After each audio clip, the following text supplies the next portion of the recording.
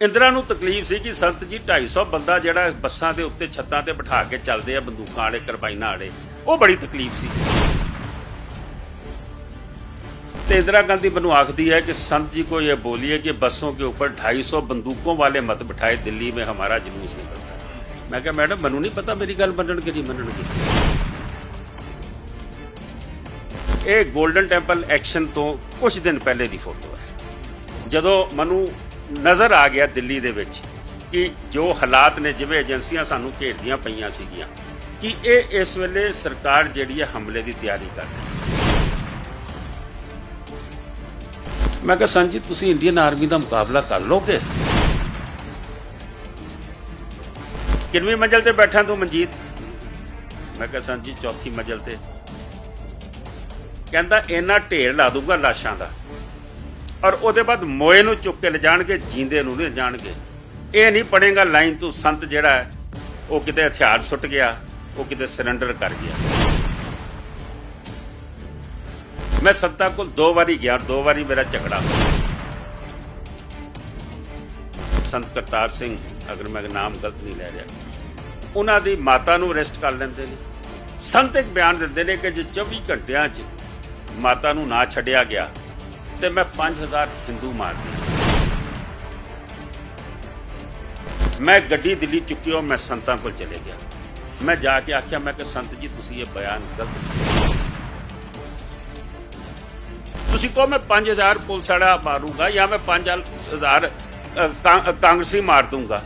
तुसीं Hindu word किद्दां use कर लिया? तुसीं बाहरले सिक्खां दा बयाना फड़ लिया?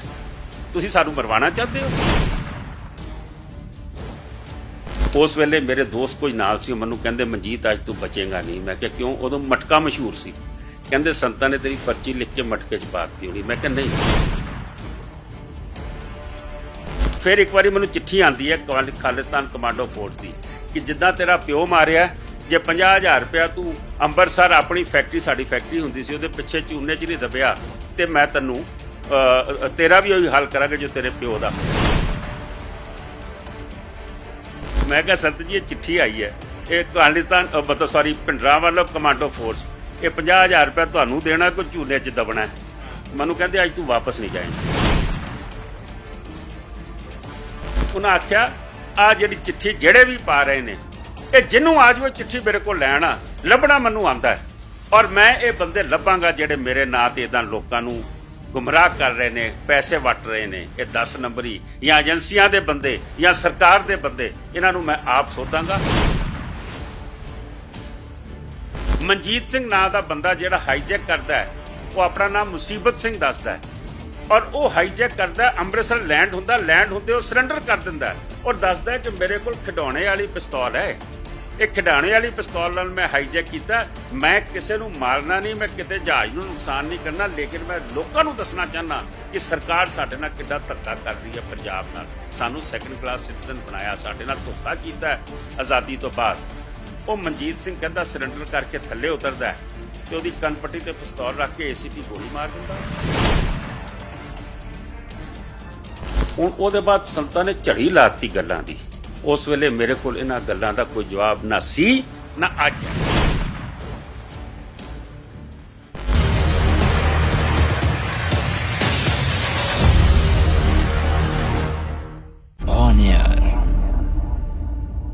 ਸਤਿ ਸ਼੍ਰੀ ਅਕਾਲ, ਔਨ 에ਅਰ ਦੇਖ ਰਹੇ ਹੋ। ਮੈਂ ਹਾਂ ਸਿਮਰਨਜੋਤ ਸਿੰਘ ਮੱਕੜ। 6 ਜੂਨ 1984 ਸੰਤ ਜਰਨੈਲ ਸਿੰਘ ਭਿੰਡਰਾਂਵਾਲਿਆਂ ਦੀ ਸ਼ਹੀਦੀ ਹੁੰਦੀ ਹੈ, ਆਪਰੇਸ਼ਨ ਬਲੂ ਸਟਾਰ। ਮੇਰੇ ਹੱਥ ਦੇ ਵਿੱਚ ਇੰਡੀਅਨ ਐਕਸਪ੍ਰੈਸ ਅਖਬਾਰ 7 ਜੂਨ 1984 ਦਾ, ਜਿਸ ਦੇ ਉੱਤੇ ਅੰਗਰੇਜ਼ੀ ਦੇ ਵਿੱਚ ਲਿਖਿਆ ਭਿੰਡਰਾਂਵਾਲੇ ਡੈਡ, ਔਰ ਨਾਲ ਇੱਕ ਤਸਵੀਰ ਤੁਹਾਨੂੰ ਨਜ਼ਰ ਆ ਰਹੀ ਹੋਣੀ ਹੈ। ਸੰਤ ਜਰਨੈਲ ਸਿੰਘ ਭਿੰਡਰਾਂਵਾਲਿਆਂ ਦੀ ਇਹ ਤਸਵੀਰ ਹੈ ਔਰ ਮਨਜੀਤ ਸਿੰਘ ਨਾਂ ਦਾ ਇੱਕ ਸ਼ਖਸ ਇਸ ਤਸਵੀਰ 'ਚ ਨਜ਼ਰ ਆਊਗਾ। ਅਖਬਾਰ ਦੇ ਉੱਤੇ ਬਕਾਇਦਾ ਲਿਖਿਆ ਹੋਇਆ, ਫਾਈਲ ਫੋਟੋ ਹੈ ਸੰਤ ਜਰਨੈਲ ਸਿੰਘ ਭਿੰਡਰਾਂਵਾਲੇ ਤੇ ਨਾਲ ਮਨਜੀਤ ਸਿੰਘ। ਇਹ ਉਹੀ ਮਨਜੀਤ ਸਿੰਘ ਹੈ ਜਿਸ ਦੇ ਉੱਤੇ ਬਹੁਤ ਸਾਲਾਂ ਬਾਅਦ ਜਾ ਕੇ ਵਿਦੇਸ਼ ਦੀ ਧਰਤੀ ਤੇ ਖਾਲਿਸਤਾਨ ਦੇ ਸਮਰਥਕ ਅਟੈਕ ਕਰਦੇ ਹੈ, ਦਸਤਾਰ ਲਾਈ ਜਾਂਦੀ ਹੈ, ਕੁੱਟਮਾਰ ਹੁੰਦੀ ਹੈ।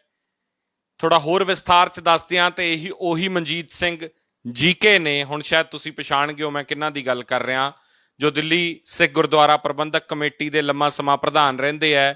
ਬਾਅਦ ਦੇ ਵਿੱਚ ਅਸਤੀਫਾ ਹੁੰਦਾ ਹੈ, ਕਰਪਸ਼ਨ ਦੇ ਚਾਰजेस ਨੇ, ਵੱਡੇ ਦੋਸ਼ ਲੱਗ ਜਾਂਦੇ ਹੈ। ਔਰ ਅੱਜ ਸਿੱਖੀ ਦੇ ਉੱਤੇ ਸਭ ਤੋਂ ਵੱਡਾ, ਜਦੋਂ ਤੁਸੀਂ ਪ੍ਰਧਾਨ ਹੋ ਗੁਰਦੁਆਰਾ ਪ੍ਰਬੰਧਕ ਕਮੇਟੀ ਦੇ ਹੋ ਔਰ ਤੁਹਾਡੇ ਤੇ ਇਸ ਗੱਲ ਦੇ ਕਰਪਸ਼ਨ ਦੇ ਚਾਰजेस ਨੇ ਕਿ ਤੁਸੀਂ ਪੰਥ ਦੇ ਪੈਸੇ ਨਾਲ ਧਰੋ ਕਮਾਇਆ, ਤਾਂ ਇਸ ਤੋਂ ਵੱਡਾ ਕੁਝ ਨਹੀਂ ਹੁੰਦਾ। ਪਰ ਇਹ ਦੋ ਕੰਟਰਾਡਿਕਟਰੀ ਚੀਜ਼ਾਂ ਨੇ। ਇੱਕ ਇਹ ਹੈ, ਕੰਟਰਾਡਿਕਸ਼ਨ ਇਹ ਹੈ ਕਿ ਸੰਤਾਂ ਦੇ ਨਾਲ ਜੇ ਤਸਵੀਰਾਂ ਨੇ ਤਾਂ ਫਿਰ ਇਤਿਹਾਸ ਸੰਤਾਂ ਦੇ ਨਾਲ ਦਾ ਹੋਣਾ ਹੈ। ਜਥੇਦਾਰ ਸੰਤੋਖ ਸਿੰਘ ਦੀ ਇੱਕ ਲੈਗੇਸੀ ਹੈ, ਹਮੇਸ਼ਾ ਚਰਚਾ ਹੁੰਦੀ ਰਹੀ। ਪਰ ਮਨਜੀਤ ਸਿੰਘ ਜੀ ਕੇ ਜੇ ਅੱਜ ਇੱਥੋਂ ਤੱਕ ਪਹੁੰਚਦੇ ਹੈ ਤਾਂ ਇੱਕ ਸ਼ੇਰ ਹੈ ਕਿ ਤੂੰ ਇਧਰ ਉਧਰ ਕੀ ਬਾਤ ਨਾ ਕਰ, ਤੂੰ ਇਹ ਬਤਾ ਕਿ ਕਾਫਿਲਾ ਲੁਟਾ ਕਿਉਂ। ਮਨਜੀਤ ਸਿੰਘ ਜੀ ਕੇ ਸਾਡੇ ਨਾਲ ਨੇ। ਸਤਿ ਸ਼੍ਰੀ ਅਕਾਲ ਜੀ, ਬਹੁਤ ਬਹੁਤ ਸਵਾਗਤ ਹੈ। ਸਤਿ ਸ਼੍ਰੀ ਅਕਾਲ ਜੀ, ਥੈਂਕ ਯੂ ਜੀ ਕੇ ਸਾਹਿਬ, ਸਪਸ਼ਟ ਜਿਹਾ ਸਵਾਲ ਹੈ, ਇਹ ਕਾਫਿਲਾ ਲੁੱਟਿਆ ਕਿਉਂ ਗਿਆ ਜੀ? ਕਾਫਲਾ ਇਸ ਕਰਕੇ ਲੁੱਟਿਆ ਗਿਆ ਕਿ ਜਿਹੜੀ ਪਾਰਟੀ ਨੂੰ ਮੈਂ ਹੈੱਡ ਕੀਤਾ, ਜਿਹੜੀ ਪਾਰਟੀ ਦੇ ਜਿਹੜੇ ਉਸ ਵੇਲੇ ਜਾਂ ਅੱਜ ਵੀ ਜਿਹੜੇ ਮਾਲਕ ਨੇ, ਜਦੋਂ ਤੁਰ ਕੇ ਮੇਰੇ ਘਰ ਆਉਂਦੇ ਹੈ ਕਿ ਬਈ ਤੁਸੀਂ ਸਾਨੂੰ ਜੁਆਇਨ ਕਰੋ, ਕਿਉਂਕਿ 14 ਸਾਲ ਤੋਂ ਸਰਨਾ ਸਾਹਿਬ ਨੇ ਅਕਾਲੀ ਦਲ ਨੂੰ ਦਿੱਲੀ 'ਚ ਵੜਨ ਨਹੀਂ ਦਿੱਤਾ ਸੀ, ਬਨਵਾਸ ਕੱਟਿਆ ਗਿਆ ਸੀਗਾ। ਔਰ ਜਦੋਂ ਮੈਂ ਜੁਆਇਨ ਕਰਦਾ ਵਾਂ ਮੈਨੂੰ ਫ੍ਰੀ ਹੈਂਡ ਦਿੱਤਾ ਗਿਆ। ਉਹਦਾ ਰਿਜ਼ਲਟ ਵੀ ਆਇਆ ਕਿ ਪਹਿਲੀ ਵਾਰੀ ਅਕਾਲੀ ਦਲ ਦੇ 3 MLA ਜਿੱਤੇ, ਜਿਹੜੇ 20 ਸਾਲ 'ਚ ਕਦੀ ਨਹੀਂ ਜਿੱਤੇ ਸੀ। ਪਹਿਲੀ ਵਾਰੀ 14 ਸਾਲ ਦੇ ਬਾਅਦ 2013 'ਚ ਅਸੀਂ ਜਿੱਤਦੇ ਹਾਂ। 2017 'ਚ ਅਸੀਂ ਉਦੋਂ ਜਿੱਤਦੇ ਹਾਂ ਜਦੋਂ ਅਕਾਲੀ ਦਲ ਤੀਜੇ ਨੰਬਰ 'ਚ ਚੱਲ ਜਾਂਦਾ ਹੈ। 4 ਫਰਵਰੀ ਨੂੰ 2017 ਨੂੰ ਪੰਜਾਬ ਵਿਧਾਨ ਸਭਾ ਦੀ ਵੋਟਾਂ ਸੀ, 26 ਫਰਵਰੀ ਨੂੰ ਮੇਰੀਆਂ ਵੋਟਾਂ ਸੀਗੀਆਂ। ਮੈਂ ਪੰਜਾਬ ਦੀ ਇਲੈਕਸ਼ਨ 'ਚ ਅਕਾਲੀ ਦਲ ਦੀ ਏਡੀ ਬੁਰੀ ਹਾਲਤ ਹੋਣ, ਜਿਹਦੇ ਚਿੱਟੇ ਦਾ ਜਵਾਬ ਨਹੀਂ ਇਹਨਾਂ ਕੋਲ। ਇਹ ਸਵਾਲ ਮੈਨੂੰ ਵੀ ਦਿੱਲੀ ਪੁੱਛੇ ਗਏ, ਜਿਹਦੇ ਵਿੱਚ ਬਾਈਬਲ ਕਲਾਂ ਪੁੱਛਿਆ ਗਿਆ, ਜਿਹਦੇ 'ਚ ਡੇਰਾ ਮਾਫੀ ਪੁੱਛੀ ਗਈ, ਗੁਰੂ ਗ੍ਰੰਥ ਸਾਹਿਬ ਦੇ ਸਰੂਪ ਪੁੱਛੇ ਗਏ। ਅੱਜ 328 ਸਰੂਪ ਤਾਂ ਅੱਜ ਆਏ ਨੇ, ਲੇਕਿਨ ਇਹ ਸਾਰੀਆਂ ਗੱਲਾਂ ਪੁੱਛਣ ਦੇ ਬਾਵਜੂਦ ਵੀ ਮੈਂ ਦਿੱਲੀ 'ਚ ਕਲੀਨ ਸਵੀਪ ਕਰਕੇ ਜਾਣਾ ਵਾਂ ਔਰ ਮੈਂ ਜਿੱਦਾਂ ਵਾਂ। ਪ੍ਰੋਬਲਮ ਇਹ ਸੀ ਕਿ ਜਦੋਂ 4 ਫਰਵਰੀ ਨੂੰ ਵੋਟਾਂ ਸੀਗੀਆਂ, ਡੇਰੇ ਨੇ ਅਨਾਉਂਸ ਕੀਤਾ ਕਿ ਅਸੀਂ ਅਕਾਲੀ ਦਲ ਨੂੰ ਸਪੋਰਟ ਕਰਦੇ ਹਾਂ। ਮੈਂ ਬਠਿੰਡੇ, ਮੇਰੀ ਡਿਊਟੀ ਸੀ ਬੀਬਾ ਦੇ ਹਲਕੇ 'ਚ। ਬੀਬਾ ਇਲੈਕਸ਼ਨ ਹੀ ਲੜ ਰਹੀ ਸੀ, ਲੇਕਿਨ 9 ਸੀਟਾਂ ਬੀਬਾ ਦੇ MP ਹਲਕੇ ਜਾਂਦੀਆਂ ਨੇ। ਮੈਂ ਬਠਿੰਡੇ ਪ੍ਰੈਸ ਕਲੱਬ ਦੇ ਵਿੱਚ ਪ੍ਰੈਸ ਕਾਨਫਰੰਸ ਕਰਕੇ ਡੇਰੇ ਦੀ ਨਿਖੇਧੀ ਕੀਤੀ ਕਿ ਸਾਨੂੰ ਡੇਰੇ ਦੀ ਵੋਟਾਂ ਨਹੀਂ ਚਾਹੀਦੀਆਂ। ਅਗਰ ਡੇਰੇ ਦੀ ਵੋਟਾਂ ਨਾਲ ਜਿੱਤਦੇ ਹੋਈਏ ਤਾਂ ਸਾਨੂੰ ਹਾਰ ਜਾਣਾ ਚਾਹੀਦਾ। ਪੰਜਾਬ ਦੇ ਸਾਰੇ ਅਖਬਾਰਾਂ ਛੱਡ ਲੈਣਾ ਲੱਗੀਆਂ। ਮੈਂ ਦਿੱਲੀ ਕਮੇਟੀ ਦਾ ਪ੍ਰਧਾਨ ਸੀਗਾ। ਇੱਕ ਪਾਸੇ ਡੇਰਾ ਸਾਨੂੰ ਸਪੋਰਟ ਕਰ ਰਿਹਾ, ਇੱਕ ਪਾਸੇ ਪਾਰਟੀ ਦਾ ਸੀਨੀਅਰ ਸਪੋਕਸਪਰਸਨ, ਦਿੱਲੀ ਕਮੇਟੀ ਦਾ ਪ੍ਰਧਾਨ, ਅਕਾਲੀ ਦਲ ਦਿੱਲੀ ਦਾ ਪ੍ਰਧਾਨ, ਉਹ ਡਿਫਾਈ ਕਰਦਾ ਪਿਆ ਔਰ ਇਹ ਕਹਿ ਰਿਹਾ ਕਿ ਜਿਹੜੇ ਮੇਰੇ MLA ਉੱਥੇ ਗਏ ਨੇ ਮੈਂ ਉਹਨਾਂ ਨੂੰ ਪੇਸ਼ ਕਰਾਂਗਾ ਅਕਾਲ ਤਖਤ ਦੇ ਉੱਤੇ ਕਿ ਇਹਨਾਂ ਨੂੰ ਸਜ਼ਾਵਾਂ ਦੇਣੀਆਂ ਚਾਹੀਦੀਆਂ। ਰੋਟੀ ਬੇਟੀ ਦੀ ਸਾਂਝ ਸਾਡੀ ਕੱਟੀ ਆ। ਸਰ ਸੁਖਬੀਰ ਸਿੰਘ ਬਾਦਲ ਮੈਨੂੰ ਫੋਨ ਕਰਦੇ ਨੇ 3 ਤਰੀਕ ਨੂੰ ਕਿ Manjit, did you held any press conference? ਮੈਂ ਕਿਹਾ ਜੀ। ਤੁਸੀਂ ਡੇਰੇ ਦੇ ਖਿਲਾਫ ਬੋਲੇ ਹੋ? ਮੈਂ ਕਿਹਾ ਹਾਂਜੀ ਬੋਲਿਆ ਵਾਂ। ਤੁਸੀਂ ਬੋਰੀ ਬਿਸਤਰਾ ਚੁੱਕੋ ਔਰ ਦਿੱਲੀ ਚਲੇ ਜਾਓ। ਅੱਜ ਤੋਂ ਬਾਅਦ ਤੁਸੀਂ ਕੋਈ ਵੀ ਪ੍ਰੈਸ ਕਾਨਫਰੰਸ ਅਟੈਂਡ ਨਹੀਂ ਕਰੋਗੇ ਔਰ ਤੁਸੀਂ ਪਾਰਟੀ ਦੇ ਸਪੋਕਸਪਰਸਨ ਨਹੀਂ ਹੋ। ਮੈਂ ਉੱਥੋਂ ਦੀ ਵਾਪਸੀ ਕਰ ਲੈਣਾ ਵਾਂ। ਬਾਹਰਲੇ ਮੁਲਕਾਂ ਦੇ ਵਿੱਚ ਜਦੋਂ ਮੈਂ ਜਾਂਦਾ ਸੀਗਾ, ਉੱਥੇ ਸਿਰਫ ਵਰਬਲ ਕਿਹਾ ਗਿਆ ਜਾਂ ਤੁਹਾਨੂੰ ਪਾਰਟੀ ਦੇ ਸਪੋਕਸਪਰਸਨ ਤੋਂ ਲਾਇਆ ਗਿਆ ਆਫੀਸ਼ੀਅਲੀ? ਨਹੀਂ, ਆਫੀਸ਼ੀਅਲੀ ਕੁਝ ਨਹੀਂ ਕਿਹਾ। ਆਫੀਸ਼ੀਅਲੀ ਕਿੱਦਾਂ ਮੇਰੇ ਨਾਲ ਰਿਸਕ ਲੈ ਸਕਦੇ ਸੀ ਕਿ ਮੈਂ ਦਿੱਲੀ ਆ ਕੇ ਇਹਨਾਂ ਨੂੰ ਫਿਰ ਹੈਡ ਕਰਨਾ, ਇਲੈਕਸ਼ਨ ਲੜਨੀ ਹੈ, ਇਹਨਾਂ ਦਾ ਭੋਗ ਦਿੱਲੀ ਪੈ ਜਾਣਾ ਸੀ ਜੇ ਮੈਂ ਉਸ ਵੇਲੇ ਇਹਨਾਂ ਨੂੰ ਛੱਡਦਾ ਤਾਂ। ਲੇਕਿਨ ਇਹ ਕਹਿ ਦਿੱਤਾ ਗਿਆ ਕਿ ਤੁਸੀਂ ਕਿਸੇ ਕਿਸਮ ਦੀ ਬਿਆਨਬਾਜ਼ੀ ਨਹੀਂ ਕਰੋਗੇ, ਤੁਸੀਂ ਮਿਹਰਬਾਨੀ ਕਰਕੇ ਕੋਈ ਵੀ ਪ੍ਰੈਸ ਨੂੰ ਐਡਰੈਸ ਨਹੀਂ ਕਰੋਗੇ। ਮੈਂ ਸ਼ੁਕਰ ਕੀਤਾ, ਮੈਂ ਆਪਣਾ ਬਿਸਤਰਾ ਚੁੱਕਿਆ, ਮੈਂ ਦਿੱਲੀ ਆ ਜਾਂਦਾ ਵਾਂ। ਜਦੋਂ ਇਸ ਤੋਂ ਪਿੱਛੇ ਮੈਂ ਚੱਲ ਜਾਵਾਂ, ਜਦੋਂ ਡੇਰੇ ਨੂੰ ਮਾਫੀ ਦਿੱਤੀ ਗਈ ਸੀਗੀ, ਉਦੋਂ ਤੁਸੀਂ ਦੇਖਿਆ ਹੋਣਾ SGPC ਨੇ 90-95 ਲੱਖ ਦੇ ਇਸ਼ਤਿਹਾਰ ਦਿੱਤੇ ਸੀਗੇ। ਮੈਨੂੰ ਮਨਜਿੰਦਰ ਸਿੰਘ ਸਿਰਸਾ ਜਿਹੜਾ ਜਨਰਲ ਸੈਕਟਰੀ ਸੀ ਰੋਜ਼ ਆਖੇ ਕਿ ਸੁਖਬੀਰ ਜੀ ਦਾ ਫੋਨ ਆ ਰਿਹਾ ਕਿ ਉਹ ਇਸ਼ਤਿਹਾਰ ਦਿੱਲੀ ਕਮੇਟੀ ਵੀ ਦੇਵੇ। ਦਿੱਲੀ ਦੇ ਵਿੱਚ ਜਿਹੜੇ ਅਖਬਾਰ ਨੇ ਹਿੰਦੁਸਤਾਨ ਟਾਈਮਸ ਆਫ ਇੰਡੀਆ, ਉਹਨਾਂ ਤੇ ਉਹਨਾਂ ਇਸ਼ਤਿਹਾਰ ਦੇਣਾ ਹੋਵੇ ਤੇ ਮੇਰਾ ਖਿਆਲ 25 ਲੱਖ ਰੁਪਏ ਇੱਕ ਅਖਬਾਰ ਦਾ ਲੱਗ ਜਾਵੇ। ਤੇ ਮੇਰਾ ਤਾਂ 1.5-2 ਕਰੋੜ ਦਾ ਬਜਟ ਬਣਾ ਕੇ ਇਹਨਾਂ ਨੇ ਭੇਜਤਾ। ਮੈਂ ਕਿਹਾ ਮੈਂ ਬਿਲਕੁਲ ਇਹਦੇ ਹੱਕ 'ਚ ਨਹੀਂ ਹਾਂ, ਮੈਂ 1 ਰੁਪਏ ਦਾ ਇਸ਼ਤਿਹਾਰ ਨਹੀਂ ਦਿਆਂਗਾ। ਸੁਖਬੀਰ ਜੀ ਚਾਹੁੰਦੇ ਨੇ ਦੇਣ, ਮੈਨੂੰ ਸਰਸਾ ਕਹਿੰਦਾ। ਮੈਂ ਕਿਹਾ ਸੁਖਬੀਰ ਜੀ ਨੂੰ ਕਹੋ ਮੇਰੇ ਨਾਲ ਗੱਲ ਕਰ ਲੈਣ। ਨਾ ਸੁਖਬੀਰ ਨੇ ਮੇਰੇ ਨਾਲ ਗੱਲ ਕੀਤੀ, ਉਹਨੂੰ ਪਤਾ ਸੀਗਾ ਮੇਰੇ ਸੁਭਾਅ ਦਾ ਕਿ ਮੈਂ ਇਹਨਾਂ ਗੱਲਾਂ ਤੇ ਨਹੀਂ ਮੰਨਾਂਗਾ। ਇਹ ਵੀ ਤਕਲੀਫ ਸੀਗੀ ਕਿ ਮੈਂ ਹਿੰਦੁਸਤਾਨ ਤੋਂ ਬਾਹਰ ਜਾਣਾ ਤੇ ਮੇਰੇ ਕੋਲ 500 ਬੰਦੇ ਤੋਂ ਲੈ ਕੇ 5000 ਬੰਦੇ ਦੀ ਕਨਵੈਨਸ਼ਨ ਮੈਂ ਅਟੈਂਡ ਕੀਤੀ ਹੈ। ਉੱਥੇ ਮੇਰੇ ਤੇ ਜਾਨਲੇਵਾ ਹਮਲੇ ਵੀ ਹੋਏ, ਉਹਨਾਂ ਨੇ ਕੀਤੇ ਜਿਹੜੇ ISI ਤੋਂ ਪੈਸੇ ਲੈਂਦੇ ਸੀਗੇ। ਮੈਂ ਇਸ ਕਰਕੇ ਬਾਹਰ ਨਿਕਲ ਸਕਦਾ ਸੀ ਕਿ ਮੇਰਾ ਪਿਛੋਕੜ ਜਿਹੜਾ ਸੀਗਾ ਉਹ ਸੰਤਾਂ ਦੀ ਜਹਿਦ ਦੇ ਵਿੱਚ ਜਥੇਦਾਰ ਸਾਹਿਬ ਦਾ ਜੋ ਰੋਲ ਰਿਹਾ ਹੋਵੇ, ਮੇਰੇ ਫਾਦਰ ਦਾ ਸੰਤਾਂ ਦੀ ਗ੍ਰਿਫਤਾਰੀ ਤੇ, ਕਿ ਜਿਸ ਦਿਨ ਗ੍ਰਿਫਤਾਰ ਕਰਕੇ ਸੰਤਾਂ ਨੂੰ ਲਿਜਾ ਰਿਹਾ ਚੌਂਕ ਮਹਿਤੇ ਤੋਂ 3 ਮਿੰਟ ਦਾ ਲੈਕਚਰ ਹੈ ਜਿਹੜਾ ਜਥੇਦਾਰ ਸੰਤੋਖ ਸਿੰਘ ਦੀ ਡੈਥ ਦਾ ਕਾਰਨ ਬਣਿਆ। ਉਹ ਮੇਰਾ ਖਿਆਲ ਹੈ ਉਹਨਾਂ ਦੀ ਗ੍ਰਿਫਤਾਰੀ ਸ਼ਾਇਦ 20 ਸਤੰਬਰ ਨੂੰ ਹੋਈ ਸੀਗੀ 1981 ਨੂੰ, ਇਫ ਆਮ ਨਾਟ ਰੋਂਗ। ਔਰ ਜਥੇਦਾਰ ਜੀ ਗੱਡੀ ਦੇ ਅੱਗੇ ਲੇਟ ਜਾਂਦੇ ਨੇ। ਨੀਲੀ ਅੰਬੈਸਡਰ ਦੇ ਵਿੱਚ ਉਹਨਾਂ ਨੂੰ ਚਹਿਲ SSP ਸੀਗਾ, ਅਖੀਰ ਸੰਤ ਉਤਰਦੇ ਨੇ ਗੱਡੀ ਚੋਂ, ਜਹੇਦਾਰ ਜੀ ਨੂੰ ਆਖਦੇ ਨੇ ਜਹੇਦਾਰ ਜੀ ਮੈਨੂੰ ਰੋਕੋ ਨਾ, ਹੁਣ ਮੈਨੂੰ ਤੁਸੀਂ ਜਾ ਲੈਣ ਦਿਓ। ਔਰ ਮੈਂ ਸਮਝਦਾ ਕਿ ਸਾਡਾ ਜਿਹੜਾ ਪਿਛੋਕੜ ਸੀ, ਇਸ ਕਰਕੇ ਮੈਂ ਜਿਹੜੇ ਵੀ ਅੱਜ ਖਾਲਿਸਤਾਨ ਦਾ ਨਾਅਰਾ ਮਾਰਦੇ ਆ ਨਾ, ਮੈਂ ਉਹਨਾਂ ਨੂੰ ਕਨਫਰਟ ਕਰ ਸਕਦਾ, ਕਿਉਂਕਿ ਸੰਤਾਂ ਦੀ ਜਦੋਜਹਿਦ ਦੇ ਵਿੱਚ ਅਸੀਂ ਰਹੇ ਹਾਂ। ਮੇਰੇ ਪਿਤਾ ਨੇ ਜਾਨ ਗਵਾਈ ਹੈ ਸੰਤਾਂ ਦੇ ਹੱਕ ਦੇ ਵਿੱਚ ਖਲੋਣ ਪਿੱਛੇ। ਮੈਂ ਆਪਣੇ ਤੇ ਬੜੇ ਹਮਲੇ ਕਰਾ ਚੁੱਕਾ। ਇਹਨਾਂ ਨੂੰ ਇਹ ਵੀ ਤਕਲੀਫ ਸੀਗੀ ਕਿ ਅਕਾਲੀ ਲੀਡਰ ਜਿਹੜੇ ਜਾਂਦੇ ਨੇ ਹੋਟਲਾਂ 'ਚ ਬਹਿ ਕੇ ਉੱਥੇ ਜਾਂ ਆਪਣੇ ਪ੍ਰਾਈਵੇਟ ਦੋਸਤਾਂ ਦੇ ਫਾਰਮ ਤੇ ਰਹਿ ਕੇ ਆ ਜਾਂਦੇ, ਕੋਈ ਜ਼ਰੂਰਤ ਨਹੀਂ ਕਰਦਾ ਸੀ ਬਾਹਰ ਪਬਲਿਕ ਨੂੰ ਅਟੈਂਡ ਕਰਨ ਦੀ, ਉਹ ਮੈਂ ਹੀ ਕਰ ਸਕਦਾ ਸੀਗਾ। ਸੋ ਦੇਰ ਆਰ ਮੈਨੀ ਰੀਜ਼ਨਸ ਕਿ ਮਨਜੀਤ ਸਿੰਘ ਅਸੀਂ ਪੰਜਾਬ 'ਚ ਹਾਰ ਗਏ 2017 'ਚ, ਇਹ ਸਾਡੀ ਫੋਟੋ ਤੋਂ ਬਗੈਰ ਦਿੱਲੀ 'ਚ ਜਿੱਤ ਗਿਆ। ਇਹਨਾਂ ਨੇ ਕੋਈ ਲੀਡਰ ਨਹੀਂ ਖੜਾ ਹੋਣ ਦੇਣਾ, ਔਰ ਇਸ ਲਈ ਮੇਰੇ ਤੇ ਕੇਸ ਪਾਏ ਜਾਂਦੇ ਨੇ, ਮੇਰੇ ਤੇ ਮੁਕੱਦਮੇ ਬਣਾਏ ਜਾਂਦੇ ਨੇ। ਸਰਸਾ ਮਜੀਠੀਆ ਐਂਡ ਸੁਖਬੀਰ ਦੀ ਜੁੰਡਲੀ ਜਿਹੜੀ ਹੈ ਉਹ ਮਨਜੀਤ ਸਿੰਘ ਨੂੰ ਖਤਮ ਕਰਨ ਲੱਗਦੀ ਹੈ। ਜਿਸ ਦਿਨ ਮੇਰੇ ਖਿਲਾਫ ਪਹਿਲੀ ਕੰਪਲੇਂਟ ਹੁੰਦੀ ਹੈ, ਮੈਂ ਅਸਤੀਫਾ ਦੇ ਕੇ ਬਾਹਰ ਆ ਜਾਣਾ, ਮੇਰੇ ਤੇ FIR ਨਹੀਂ ਹੁੰਦੀ। ਸਰਸਾ ਸਾਹਿਬ ਤੇ 2 FIR ਹੋ ਚੁੱਕੀਆਂ, 3 ਹੋਣ ਨੂੰ ਨਵੀਆਂ ਕੱਢੀਆਂ ਨੇ। ਸਰਸਾ ਸਾਹਿਬ ਨੇ ਅਸਤੀਫਾ ਕਿਉਂ ਨਹੀਂ ਦਿੱਤਾ? ਮੇਰੇ ਤੋਂ ਪਹਿਲੇ ਪ੍ਰਧਾਨ ਸਰਨਾ ਸਾਹਿਬ ਰਹਿ ਚੁੱਕੇ ਆ, ਉਹਨਾਂ ਨੇ ਅਸਤੀਫਾ ਕਿਉਂ ਨਹੀਂ ਦਿੱਤਾ? ਉਹਨਾਂ ਦੇ 4 FIR ਹੋਈਆਂ ਸੀਗੀਆਂ।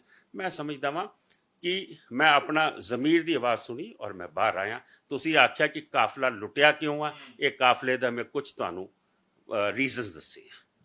ਥੋੜੇ ਜਜ਼ਬਾਤੀ ਹੋ ਜਾਂਦੇ ਹੋ? ਕਿਉਂਕਿ ਮੈਂ ਦੇਖਿਆ ਕਿ ਜਦੋਂ ਤੁਸੀਂ ਪ੍ਰਧਾਨ ਹੁੰਦੇ ਸੀ ਉਦੋਂ ਇੱਕ ਬਾਡੀ ਲੈਂਗੁਏਜ ਬੜੀ ਵੱਖਰੀ ਹੁੰਦੀ ਸੀ, ਹੁਣ ਮੈਂ ਦੇਖਦਾ ਕਿ ਕਈ ਵਾਰ ਇਮੋਸ਼ਨਲ ਦੇਖਦਾ ਤੁਹਾਨੂੰ ਮੈਂ। ਇਦਾਂ ਤੁਸੀਂ ਜਦੋਂ ਮੈਂ ਪ੍ਰਧਾਨ ਰਹਿੰਦਾ ਸੀਗਾ, ਉਸ ਵੇਲੇ ਵੀ ਜਦੋਂ ਕੋਈ ਐਸਾ ਇਸ਼ੂ ਆ ਜਾਂਦਾ ਸੀ, ਇੱਕ ਵਾਰੀ ਇਸ਼ੂ ਆਇਆ, RSS ਨੇ ਬਿਆਨ ਦੇ ਦਿੱਤਾ ਕਿ 5ਵੇਂ ਪਾਤਸ਼ਾਹ ਦੀ ਜਿਹੜੀ ਅਸੀਂ ਹਿਸਟਰੀ ਹੈ ਉਹ ਰੀਰਾਈਟ ਕਰਾਂਗੇ। ਹੁਣ ਤੁਸੀਂ ਸੋਚੋ, ਬਾਦਲ ਸਾਹਿਬ ਮੱਥੇ ਟੇਕਦੇ ਪਏ ਨੇ RSS ਦੇ ਚੀਫ ਦੇ ਜਾ ਕੇ, ਔਰ ਮੈਂ ਦਿੱਲੀ ਕਮੇਟੀ ਦਾ ਪ੍ਰਧਾਨ ਆ, ਪਾਰਟੀ ਦਾ ਸਪੋਕਸਪਰਸਨ ਆ। ਮੈਂ ਇਮੀਡੀਏਟਲੀ ਪ੍ਰੈਸ ਕਾਨਫਰੰਸ ਬੁਲਾਈ ਔਰ ਮੈਂ ਠੋਕ ਦਿੱਤਾ RSS ਨੂੰ। ਇਹ ਮੈਂ ਕਹਿ ਸਕਦਾ ਕਿ 6 ਸਾਲਾਂ 'ਚ ਮੇਰੀ ਪ੍ਰਧਾਨਗੀ 'ਚ ਮੈਨੂੰ ਕਦੀ RSS ਦਾ ਕੋਈ ਮੈਸੇਜ ਨਹੀਂ ਆਇਆ, ਲੇਕਿਨ ਜੇ ਉਹਨਾਂ ਨੇ ਅਖਬਾਰਾਂ ਦੇ ਵਿੱਚ ਇਹ ਬਿਆਨ ਦਿੱਤਾ ਕਿ ਸਾਡੀ ਹਿਸਟਰੀ ਉਹ ਲਿਖਣਗੇ, ਹੂ ਆਰ ਦੇ ਟੂ ਰਾਈਟ। ਅਕਾਲ ਤਖਤ ਸਾਹਿਬ ਸਾਡੇ ਹਿਸਟੋਰੀਅਨ, ਸਿੱਖ ਹਿਸਟੋਰੀਅਨ, ਉਹ ਸਾਡੀ ਹਿਸਟਰੀ ਲਿਖ ਸਕਦੇ ਆ।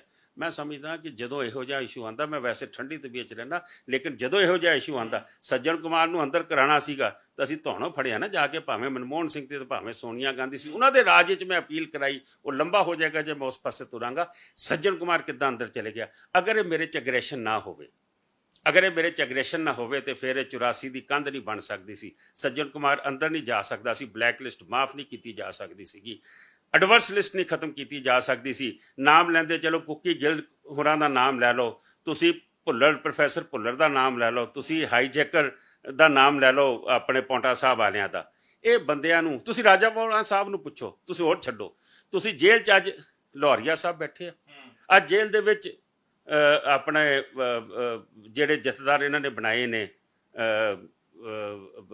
ਇਹਨਾਂ ਨੇ ਦੂਜੇ ਪਾਰਟੀ ਨੇ, ਉਹਨਾਂ ਨੂੰ ਜਾ ਕੇ ਪੁੱਛੋ ਕਿ ਮਨਜੀਤ ਸਿੰਘ ਉਹਨਾਂ ਦੇ ਮੁਕੱਦਮੇ ਕਿੱਦਾਂ ਲੜਦਾ ਰਿਹਾ, ਜੇਲ੍ਹ 'ਚ ਕਿਸੇ ਨਾਲ ਵੀ ਤਸ਼ੱਦਦ ਹੋਇਆ ਹੋਵੇ। ਮੈਂ ਸਰਕਾਰਾਂ ਦੇ ਖਿਲਾਫ ਲੜਿਆ। ਅਗਰੈਸ਼ਨ ਆਂਦਾ ਜਦੋਂ ਮੇਰੇ ਤੇ ਕੋਈ ਚੋਭ ਮਾਰੇਗਾ, ਤੇ ਜੇ ਮੇਰੇ 'ਚ ਅਗਰੈਸ਼ਨ ਨਹੀਂ ਆਏਗਾ ਤੇ ਮੈਂ ਸਮਝਦਾ ਵਾਂ ਫਿਰ ਕਿਤੇ ਨਾ ਕਿਤੇ ਮੇਰਾ ਜ਼ਮੀਰ ਮਰਦਾ, ਅਗਰੈਸ਼ਨ ਚਾਹੁੰਦਾ ਵਾਂ। ਮੈਂ ਇਸ ਤਸਵੀਰ ਵੱਲ ਵਾਪਸ ਆਉਣਾ ਚਾਹੁੰਦਾ। ਇਹ ਤਸਵੀਰ ਕਦੋਂ ਦੀ ਹੈ ਜੀ? ਜਿਹੜੀ ਇਹ ਤਸਵੀਰ ਹੈ ਇਹ 7 ਜੂਨ ਨੂੰ ਛਪਦੀ ਹੈ ਅਖਬਾਰ ਦੇ ਵਿੱਚ, ਸੰਤਾਂ ਦੇ ਨਾਲ ਤੁਹਾਡੀ ਫੋਟੋ ਹੈ, ਤੁਸੀਂ ਕਿਸੇ ਛੱਤ ਦੇ ਉੱਤੇ, ਮੇਰੇ ਖਿਆਲੇ ਦਰਬਾਰ ਸਾਹਿਬ ਗੁਰੂ ਨਾਨਕ ਨਿਵਾਸ ਦੇ ਉੱਪਰ ਖੜੇ ਹੋ। ਇਹ ਮੁਲਾਕਾਤ ਕਦੋਂ ਦੀ ਹੈ? ਇਹ ਗੋਲਡਨ ਟੈਂਪਲ ਐਕਸ਼ਨ ਤੋਂ ਮੈਂ ਇੱਕ ਇਤਿਹਾਸ ਤੁਹਾਨੂੰ ਹੋਰ ਦੱਸਣਾ ਚਾਹੁੰਦਾ, ਜਿਹੜੀ ਮੈਂ ਹਾਲੇ ਤੱਕ ਤੁਹਾਡੇ ਨਾਲ ਗੱਲ ਨਹੀਂ ਕੀਤੀ। ਇਹ ਗੋਲਡਨ ਟੈਂਪਲ ਐਕਸ਼ਨ ਤੋਂ ਕੁਝ ਦਿਨ ਪਹਿਲੇ ਦੀ ਫੋਟੋ ਹੈ, ਜਦੋਂ ਮੈਨੂੰ ਨਜ਼ਰ ਆ ਗਿਆ ਦਿੱਲੀ ਦੇ ਵਿੱਚ ਕਿ ਜੋ ਹਾਲਾਤ ਨੇ, ਜਿਵੇਂ ਏਜੰਸੀਆਂ ਸਾਨੂੰ ਘੇਰਦੀਆਂ ਪਈਆਂ ਸੀਗੀਆਂ, ਕਿ ਇਹ ਇਸ ਵੇਲੇ ਸਰਕਾਰ ਜਿਹੜੀ ਹੈ ਹਮਲੇ ਦੀ ਤਿਆਰੀ ਕਰ ਰਹੀ ਹੈ। ਅੱਜ ਮੈਂ ਪਹਿਲੀ ਦਫਾ ਉਹ ਡਾਇਲੌਗ ਜੋ ਮੇਰਾ ਸੰਤਾਂ ਦੇ ਨਾਲ ਹੋਇਆ, ਉਹ ਮੈਂ ਤੁਹਾਨੂੰ ਦੱਸਣਾ ਚਾਹੁੰਦਾ। ਜਦੋਂ ਮੈਂ ਸੰਤਾਂ ਕੋਲ ਗਿਆ, ਮੈਂ ਸੰਤਾਂ ਕੋਲ 2 ਵਾਰੀ ਗਿਆ, 2 ਵਾਰੀ ਮੇਰਾ ਝਗੜਾ ਹੋਇਆ। ਪਹਿਲਾ ਹੋਇਆ ਜਦੋਂ ਭਾਈ ਅਮਰੀਕ ਸਿੰਘ ਦੀ ਮਾਤਾ ਨੂੰ ਫੜ ਲਿਆ, ਬੱਸ ਮੁਕਤਸਰ ਸੀਗੀ, ਉਹ ਬੱਸ ਫੜ ਲਈ ਭਾਈ ਅਮਰੀਕ ਸਿੰਘ ਦੀ ਮਾਤਾ ਨੂੰ, ਮਤਲਬ ਵੱਡੇ ਸੰਤਾਂ ਨੂੰ, ਸੰਤਾਂ ਤੋਂ ਪਹਿਲੇ ਸੰਤ ਕਰਤਾਰ ਸਿੰਘ, ਅਗਰ ਮੈਂ ਨਾਮ ਗਲਤ ਨਹੀਂ ਲੈ ਰਿਹਾ, ਉਹਨਾਂ ਦੀ ਮਾਤਾ ਨੂੰ ਅਰੈਸਟ ਕਰ ਲੈਂਦੇ ਨੇ। ਸੰਤ ਇੱਕ ਬਿਆਨ ਦਿੰਦੇ ਨੇ ਕਿ ਜੇ 24 ਘੰਟਿਆਂ 'ਚ ਮਾਤਾ ਨੂੰ ਨਾ ਛੱਡਿਆ ਗਿਆ ਤੇ ਮੈਂ 5000 ਹਿੰਦੂ ਮਾਰ ਦਿਆਂਗਾ। ਮੈਂ ਵਰਡ ਯੂਜ਼ ਕਰ ਰਿਹਾ, ਜਿਹੜਾ ਧਿਆਨ ਰੱਖਣਾ। ਮੈਂ ਗੱਡੀ ਦਿੱਲੀ ਚੁੱਕੀ ਔਰ ਮੈਂ ਸੰਤਾਂ ਕੋਲ ਚਲੇ ਗਿਆ। ਮੈਂ ਜਾ ਕੇ ਆਖਿਆ, ਮੈਂ ਕਿ ਸੰਤ ਜੀ ਤੁਸੀਂ ਇਹ ਬਿਆਨ ਗਲਤ ਦਿੱਤਾ। ਇਹ ਬਿਆਨ ਸੰਤਾਂ ਨੇ ਦਿੱਤਾ, ਆਫੀਸ਼ੀਅਲ ਦਿੱਤਾ, ਅਖਬਾਰਾਂ 'ਚ ਕੀ ਤੇ ਰੇਡੀਓ ਤੇ ਕੀ। ਮੈਂ ਕਿਹਾ ਸੰਤ ਜੀ ਇਹ ਤੁਸੀਂ ਕਿੱਦਾਂ ਗੱਲ ਕਹਿ ਦਿੱਤੀ? ਤੁਸੀਂ ਕਹੋ ਮੈਂ 5000 ਪੁਲਿਸ ਵਾਲਾ ਮਾਰੂੰਗਾ ਜਾਂ ਮੈਂ 5000 ਕਾਂਗਰਸੀ ਮਾਰ ਦੂੰਗਾ, ਤੁਸੀਂ ਹਿੰਦੂ ਵਰਡ ਕਿੱਦਾਂ ਯੂਜ਼ ਕਰ ਲਿਆ? ਤੁਸੀਂ ਬਾਹਰਲੇ ਸਿੱਖਾਂ ਦਾ ਬਿਆਨਾ ਫੜ ਲਿਆ, ਤੁਸੀਂ ਸਾਨੂੰ ਮਰਵਾਉਣਾ ਚਾਹਦੇ ਹੋ। ਬੜੀ ਮੇਰੀ ਸੰਤਾਂ ਨਾਲ ਗਰਮ ਡਿਬੇਟ ਹੋਈ। ਉਸ ਵੇਲੇ ਮੇਰੇ ਦੋਸਤ ਕੁਝ ਨਾਲ ਸੀ, ਉਹ ਮੈਨੂੰ ਕਹਿੰਦੇ ਮਨਜੀਤ ਅੱਜ ਤੂੰ ਬਚੇਗਾ ਨਹੀਂ। ਮੈਂ ਕਿਹਾ ਕਿਉਂ? ਉਦੋਂ ਮਟਕਾ ਮਸ਼ਹੂਰ ਸੀ। ਕਹਿੰਦੇ ਸੰਤਾਂ ਨੇ ਤੇਰੀ ਪਰਚੀ ਲਿਖ ਕੇ ਮਟਕੇ 'ਚ ਪਾ ਦਿੱਤੀ ਹੋਣੀ। ਮੈਂ ਕਿਹਾ ਨਹੀਂ, ਸੰਤਾਂ ਦਾ ਮੇਰਾ ਜੋ ਪਿਆਰ ਹੈ, ਜੋ ਮੇਰੀ ਸਾਂਝ ਹੈ, ਉਹ ਨਿਰੰਕਾਰੀ ਇਸ਼ੂ 'ਚ ਮੇਰੇ ਪਰਿਵਾਰ ਨੇ ਤੇ ਸੰਤਾਂ ਨੇ ਤੇ ਭਾਈ ਰਣਜੀਤ ਸਿੰਘ ਨੇ ਜੋ ਕੁਰਬਾਨੀਆਂ, ਇਹ ਕੋਈ ਭੁੱਲ ਨਹੀਂ ਸਕਦਾ। ਮੈਂ ਉਸ ਪਾਸੇ ਨਹੀਂ ਚੱਲਦਾ। ਮੈਂ ਕਿਹਾ ਲੇਕਿਨ ਸੰਤਾਂ ਨੂੰ ਇਹ ਗੱਲ ਜ਼ਰੂਰ ਸਮਝ ਆਏਗੀ। ਇੱਕ ਵਾਰੀ ਮੈਂ ਦੁਬਾਰਾ ਗਿਆ, ਮੈਨੂੰ ਚਿੱਠੀ ਆ ਜਾਂਦੀ ਹੈ, ਸੰਤਾਂ ਨੇ ਆਖਿਆ ਕਿ ਬਿਲਕੁਲ ਠੀਕ ਕਹਿ ਰਿਹਾ, ਇਹ ਹਿੰਦੂ ਵਰਡ ਮੈਂ ਗੁੱਸੇ 'ਚ ਆ ਕੇ ਬੋਲ ਗਿਆ ਵਾ। ਫਿਰ ਇੱਕ ਵਾਰੀ ਮੈਨੂੰ ਚਿੱਠੀ ਆਉਂਦੀ ਹੈ ਖਾਲਿਸਤਾਨ ਕਮਾਂਡੋ ਫੋਰਸ ਦੀ ਕਿ ਜਿੱਦਾਂ ਤੇਰਾ ਪਿਓ ਮਾਰਿਆ, ਜੇ 50,000 ਰੁਪਇਆ ਤੂੰ ਅੰਮ੍ਰਿਤਸਰ ਆਪਣੀ ਫੈਕਟਰੀ, ਸਾਡੀ ਫੈਕਟਰੀ ਹੁੰਦੀ ਸੀ, ਉਹਦੇ ਪਿੱਛੇ ਚੂਨੇ 'ਚ ਨਹੀਂ ਦਬਿਆ ਤੇ ਮੈਂ ਤੈਨੂੰ ਤੇਰਾ ਵੀ ਉਹੀ ਹਾਲ ਕਰਾਂਗੇ ਜੋ ਤੇਰੇ ਪਿਓ ਦਾ ਹੋਇਆ। ਮੈਂ ਸੰਤਾਂ ਕੋਲ ਚਲੇ ਗਿਆ। ਮੈਂ ਕਿਹਾ ਸੰਤ ਜੀ, ਮੇਰਾ ਉਹਨਾਂ ਨਾਲ ਪਿਆਰ ਸੀ। ਮੈਂ ਕਿਹਾ ਸੰਤ ਜੀ ਇਹ ਚਿੱਠੀ ਆਈ ਹੈ, ਇਹ ਖਾਲਿਸਤਾਨ ਮਤਲਬ ਸੌਰੀ ਭਿੰਡਰਾਂ ਵੱਲੋਂ ਕਮਾਂਡੋ ਫੋਰਸ, ਇਹ 50,000 ਰੁਪਇਆ ਤੁਹਾਨੂੰ ਦੇਣਾ, ਕੋਈ ਚੂਨੇ 'ਚ ਦਬਣਾ। ਮੈਨੂੰ ਕਹਿੰਦੇ ਅੱਜ ਤੂੰ ਵਾਪਸ ਨਹੀਂ ਜਾਏਗਾ। ਮੈਂ ਕਿਹਾ ਸੰਤ ਜੀ ਕਿਉਂ? ਮੈਂ 50,000 ਦੇਣ ਨੂੰ ਤਿਆਰ ਹਾਂ। ਮਜ਼ਾਕ ਚੱਲ ਰਿਹਾ ਸੀ। ਕਹਿੰਦੇ ਨਹੀਂ, ਅੱਜ ਤੂੰ ਨਾ, ਸ਼ਾਮੀ ਗ੍ਰਿਫਤਾਰੀ ਹੁੰਦੀ ਸੀਗੀ ਔਰ ਰੋਜ਼ ਐਡਰੈਸ ਕਰਦੇ ਸੀਗੇ ਮੰਜੀ ਸਾਹਿਬ ਹਾਲ 'ਚ। ਕਿਹੜੇ ਸੰਨ ਦੀ ਗੱਲ ਹੈ ਇਹ? 83-84 ਦੇ ਸ਼ੁਰੂ 'ਚ, 83 ਦੇ ਅਖੀਰ 'ਚ ਹੋਣੀ। ਕਹਿੰਦੇ ਅੱਜ ਤੂੰ ਵਾਪਸ ਨਹੀਂ ਜਾਏਗਾ। ਮੈਂ ਕਿਹਾ ਠੀਕ ਹੈ। ਤੇ ਜਦੋਂ ਮੈਂ ਸਟੇਜ ਤੇ ਉਹਨਾਂ ਨਾਲ ਬੈਠਾ, ਕਹਿੰਦਾ ਆਹ ਸੰਤੋਖ ਸਿੰਘ ਦਾ ਪੁੱਤਰ ਮਨਜੀਤ ਸਿੰਘ ਆਇਆ, ਇਹਦੀ ਚਿੱਠੀ ਦਿਖਾਓ ਮੈਨੂੰ। ਕਹਿੰਦਾ ਚਿੱਠੀ ਇਹਨੂੰ ਗਈ ਹੈ ਮੇਰੇ ਨਾਂ ਤੇ। ਇੱਕ ਗੱਲ ਇਹ ਸੋਚ ਲਓ, ਜਿਹੜੀ ਸੰਤਾਂ ਦੇ ਇਲਜ਼ਾਮ ਲਾਉਂਦੇ ਸੀ ਨਾ, ਸੰਤਾਂ ਨੇ ਕਦੀ ਜ਼ਿੰਦਗੀ 'ਚ ਐਸਾ ਕੰਮ ਨਹੀਂ ਕੀਤਾ। ਉਹਨਾਂ ਆਖਿਆ ਆ ਜਿਹੜੀ ਚਿੱਠੀ ਜਿਹੜੇ ਵੀ ਪਾ ਰਹੇ ਨੇ, ਇਹ ਜਿਹਨੂੰ ਆ ਜਾਵੇ ਚਿੱਠੀ ਮੇਰੇ ਕੋਲ ਲੈਣਾ, ਲੱਭਣਾ ਮੈਨੂੰ ਆਉਂਦਾ ਹੈ, ਔਰ ਮੈਂ ਇਹ ਬੰਦੇ ਲੱਭਾਂਗਾ ਜਿਹੜੇ ਮੇਰੇ ਨਾਂ ਤੇ ਇਦਾਂ ਲੋਕਾਂ ਨੂੰ ਗੁੰਮਰਾਹ ਕਰ ਰਹੇ ਨੇ, ਪੈਸੇ ਵੱਟ ਰਹੇ ਨੇ। ਇਹ 10 ਨੰਬਰੀ ਜਾਂ ਏਜੰਸੀਆਂ ਦੇ ਬੰਦੇ ਜਾਂ ਸਰਕਾਰ ਦੇ ਬੰਦੇ, ਇਹਨਾਂ ਨੂੰ ਮੈਂ ਆਪ ਸੋਧਾਂਗਾ। ਕਿਸੇ ਨੂੰ ਦਵਾਨੀ ਦੇਣ ਦੀ ਲੋੜ ਨਹੀਂ। ਜਿਹਦੇ ਕੋਲ ਚਿੱਠੀ ਆ ਜਾਓ ਸਿੱਧੇ ਮੇਰੇ ਕੋਲ ਆ ਜਾਣ, ਕਿਸੇ ਹੋਰ ਕੋਲ ਨਾ ਜਾਣਾ। ਔਨ ਰਿਕਾਰਡ ਸੰਤਾਂ ਨੇ ਇਹ ਗੱਲ ਕੀਤੀ। ਆਖਰੀ ਮੁਲਾਕਾਤ ਤੁਸੀਂ ਇਹ ਪੁੱਛੀ ਹੈ, ਜਿਹੜੀ ਇਹ ਤਸਵੀਰ ਹੈ, ਜਿਹੜੀ ਇਹ ਮੁਲਾਕਾਤ ਕਿਹੜੀ ਸੀ? ਇਹ ਬੜੀ ਇੰਪੋਰਟੈਂਟ ਮੁਲਾਕਾਤ ਸੀ। ਮੈਂ ਸੰਤਾਂ ਕੋਲ ਜਾਣਾ, ਮੈਨੂੰ ਇਨਫੋਰਮੇਸ਼ਨ ਮਿਲ ਗਈ ਕਿਉਂਕਿ ਮੈਂ ਸੰਤਾਂ ਨੂੰ 1982 ਚ 15 ਦਿਨ ਲਈ ਦਿੱਲੀ ਵੀ ਲੈ ਕੇ ਆਇਆ ਸੀਗਾ।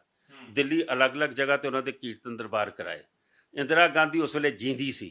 इंदिरा गांधी ने मनु बुला के आख्या कि संत जी को तुम लेके आए हो। मैं कहा जी मुझे क्या पता, संत जी तो आए हैं प्रचार करने, हमारी परिवार की दोस्ती है, मैं सारे प्रोग्राम उनके ऑर्गेनाइज कर रहा हूँ। इंदिरा ਨੂੰ ਤਕਲੀਫ ਸੀ ਕਿ ਸੰਤ ਜੀ 250 ਬੰਦਾ ਜਿਹੜਾ ਬੱਸਾਂ ਦੇ ਉੱਤੇ ਛੱਤਾਂ ਤੇ ਬਿਠਾ ਕੇ ਚੱਲਦੇ ਆ, ਬੰਦੂਕਾਂ ਵਾਲੇ ਕਰਬਾਈਨਾਂ ਵਾਲੇ, ਉਹ ਬੜੀ ਤਕਲੀਫ ਸੀ। ਇੱਕ ਪਾਸੇ ਲੜਾਈ ਸੀ ਦਰਬਾਰਾ ਸਿੰਘ ਤੇ ਗਿਆਨੀ ਜ਼ੈਲ ਸਿੰਘ ਦੀ। ਦਰਬਾਰਾ ਸਿੰਘ ਮੁੱਖ ਮੰਤਰੀ ਸੀ, ਗਿਆਨੀ ਜ਼ੈਲ ਸਿੰਘ ਹੋਮ ਮਿਨਿਸਟਰ ਸੀ। ਰੋਜ਼ ਗਿਆਨੀ ਜੀ ਬਿਆਨ ਦਿੰਦੇ ਸੀ ਕਿ Darbara Singh weak chief minister ਹੈ, ਸੰਤ ਨੂੰ ਫੜ ਨਹੀਂ ਸਕਦਾ। ਉੱਥੋਂ ਦਰਬਾਰਾ ਸਿੰਘ ਹੋਰਾਂ ਨੇ ਬਿਆਨ ਲਵਾਉਣੇ ਸ਼ੁਰੂ ਕਰਤੇ ਪੰਜਾਬ ਦੀ ਅਖਬਾਰਾਂ 'ਚ ਕਿ ਦਿੱਲੀ 'ਚ ਤੁਹਾਡੀ ਛਾਤੀ ਦੇ ਉੱਤੇ ਤੁਰਿਆ ਫਿਰਦਾ ਹੋਮ ਮਿਨਿਸਟਰ ਨੂੰ ਕਿਉਂ ਨਹੀਂ ਉਹਨੂੰ ਹੱਥ ਪਾਉਂਦਾ।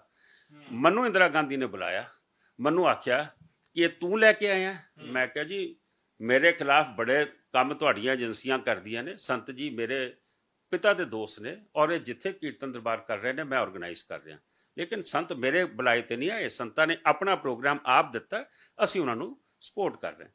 तो इंदिरा गांधी मैनू आखदी है कि संत जी को ये बोलिए कि बसों के ऊपर 250 बंदूकों वाले मत बिठाए, दिल्ली में हमारा जुलूस निकलता है। मैं कहा मैडम मैनू नहीं पता मेरी गल मनणगे नहीं मनणगे, लेकिन मैं उन्होंने जाके जरूर तुहाडी गल करांगा।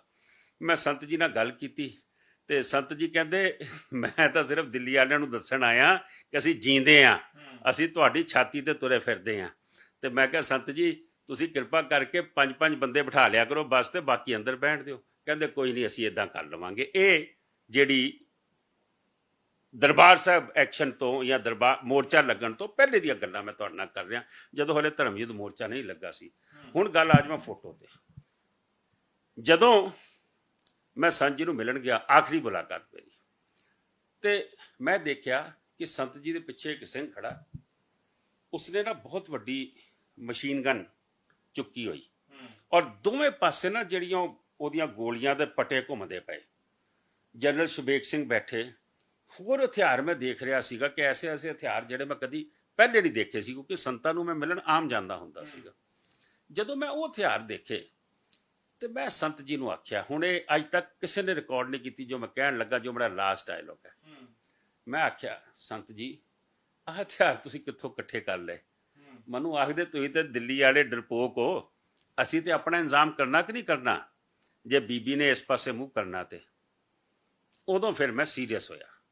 ਮੈਂ ਕਿਹਾ, ਸੰਤ ਜੀ ਮੈਂ ਸਮਝਦਾ ਕਿ ਕੌਮ ਨੂੰ ਸੰਤ ਜਰਨੈਲ ਸਿੰਘ ਭਿੰਡਰਾਂਵਾਲਾ ਜੀਂਦਾ ਚਾਹੀਦਾ ਹੈ।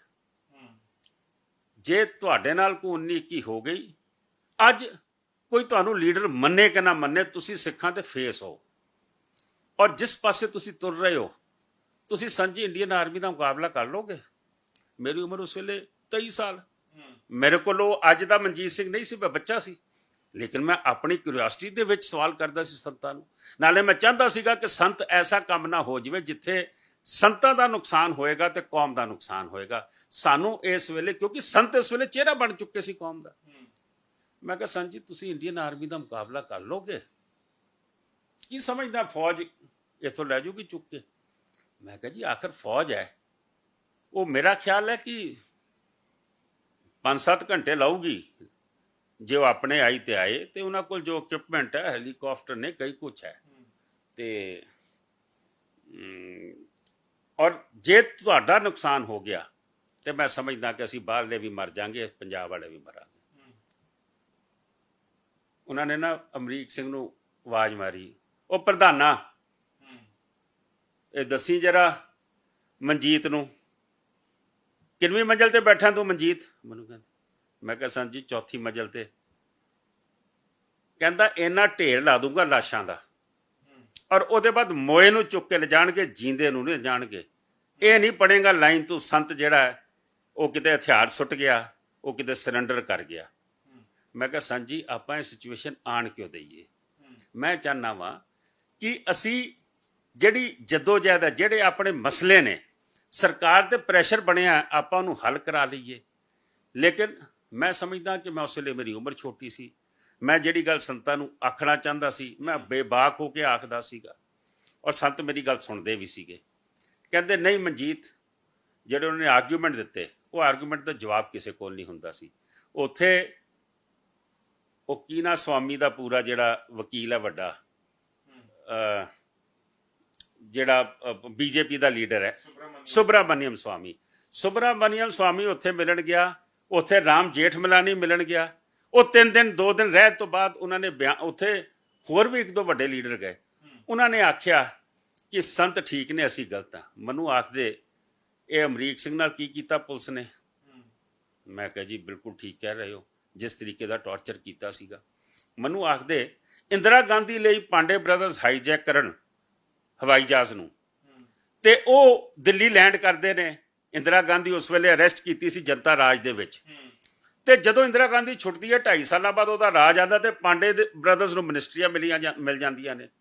ਮਨਜੀਤ ਸਿੰਘ ਨਾਂ ਦਾ ਬੰਦਾ ਜਿਹੜਾ ਹਾਈਜੈਕ ਕਰਦਾ ਹੈ, ਉਹ ਆਪਣਾ ਨਾਮ ਮੁਸੀਬਤ ਸਿੰਘ ਦੱਸਦਾ ਹੈ, ਔਰ ਉਹ ਹਾਈਜੈਕ ਕਰਦਾ, ਅੰਮ੍ਰਿਤਸਰ ਲੈਂਡ ਹੁੰਦੇ ਉਹ ਸਰੈਂਡਰ ਕਰ ਦਿੰਦਾ, ਔਰ ਦੱਸਦਾ ਹੈ ਕਿ ਮੇਰੇ ਕੋਲ ਖਿਡੌਣੇ ਵਾਲੀ ਪਿਸਤੌਲ ਹੈ, ਇਹ ਖਿਡੌਣੇ ਵਾਲੀ ਪਿਸਤੌਲ ਨਾਲ ਮੈਂ ਹਾਈਜੈਕ ਕੀਤਾ। ਮੈਂ ਕਿਸੇ ਨੂੰ ਮਾਰਨਾ ਨਹੀਂ, ਮੈਂ ਕਿਤੇ ਜਹਾਜ਼ ਨੂੰ ਨੁਕਸਾਨ ਨਹੀਂ ਕਰਨਾ, ਲੇਕਿਨ ਮੈਂ ਲੋਕਾਂ ਨੂੰ ਦੱਸਣਾ ਚਾਹੁੰਦਾ ਕਿ ਸਰਕਾਰ ਸਾਡੇ ਨਾਲ ਕਿੱਡਾ ਧੱਕਾ ਕਰ ਰਹੀ ਹੈ, ਪੰਜਾਬ ਨਾਲ ਸਾਨੂੰ ਸੈਕੰਡ ਕਲਾਸ ਸਿਟੀਜ਼ਨ ਬਣਾਇਆ, ਸਾਡੇ ਨਾਲ ਧੋਖਾ ਕੀਤਾ ਹੈ ਆਜ਼ਾਦੀ ਤੋਂ ਬਾਅਦ। ਉਹ ਮਨਜੀਤ ਸਿੰਘ ਕਹਿੰਦਾ ਸਰੈਂਡਰ ਕਰਕੇ ਥੱਲੇ ਉਤਰਦਾ ਤੇ ਉਹਦੀ ਕਨਪੱਟੀ ਤੇ ਪਿਸਤੌਲ ਰੱਖ ਕੇ ACP ਗੋਲੀ ਮਾਰ ਦਿੰਦਾ ਉਸਨੂੰ। ਉਹਦੀ ਕੋਈ ਦਲੀਲ ਅਪੀਲ ਨਹੀਂ। ਹੁਣ ਉਹਦੇ ਬਾਅਦ ਸੰਤਾਂ ਨੇ ਝੜੀ ਲਾਤੀ ਗੱਲਾਂ ਦੀ। ਉਸ ਵੇਲੇ ਮੇਰੇ ਕੋਲ ਇਹਨਾਂ ਗੱਲਾਂ ਦਾ ਕੋਈ ਜਵਾਬ ਨਾ ਸੀ ਨਾ ਅੱਜ ਹੈ, ਕਿ ਸਾਡੇ ਵਾਸਤੇ ਮਾਪਦੰਡ ਵੱਖਰੇ ਨੇ, ਸਾਡੇ ਵਾਸਤੇ ਕਾਨੂੰਨ ਵੱਖਰਾ।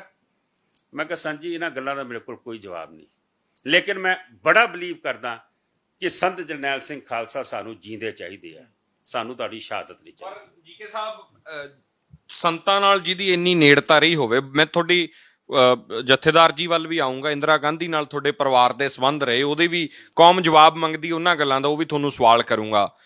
ਪਰ ਤੁਹਾਨੂੰ ਨਹੀਂ ਲੱਗਦਾ ਕਿ ਕੁਝ ਗਲਤੀਆਂ ਤਾਂ ਰਹੀਆਂ ਹੋਣੀਆਂ, ਜਿਹੜਾ ਸੰਤਾਂ ਦੇ ਨਾਲ ਕਦੇ ਕੋਈ ਸ਼ਖਸ ਗੁਰੂ ਨਾਨਕ ਨਿਵਾਸ ਦੇ ਉੱਤੇ ਬੈਠਦਾ ਹੋਵੇ ਔਰ ਉਹਨੂੰ ਵਿਦੇਸ਼ਾਂ 'ਚ ਜਾ ਕੇ ਬਾਅਦ 'ਚ ਉਸੇ ਕੌਮ ਦੇ ਲੋਕ ਜਿਹੜੇ ਆ ਕੁੱਟਮਾਰ ਕਰਦੇ, ਉਹਦੇ ਨਾਲ ਕੱਪੜੇ ਪਾੜ ਦਿੰਦੇ? ਦੇਖੋ, ਮੈਨੂੰ ਕੁੱਟਮਾਰ ਉਹ ਕਰਦੇ ਜਿਹੜੇ ISI ਤੋਂ ਪੈਸੇ ਲੈਂਦੇ ਆ, ਕਿਉਂਕਿ ਉਹਨਾਂ ਦਾ ਮੈਂ ਆਰਗੂਮੈਂਟ ਡਿਮੋਲਿਸ਼ ਕੀਤਾ।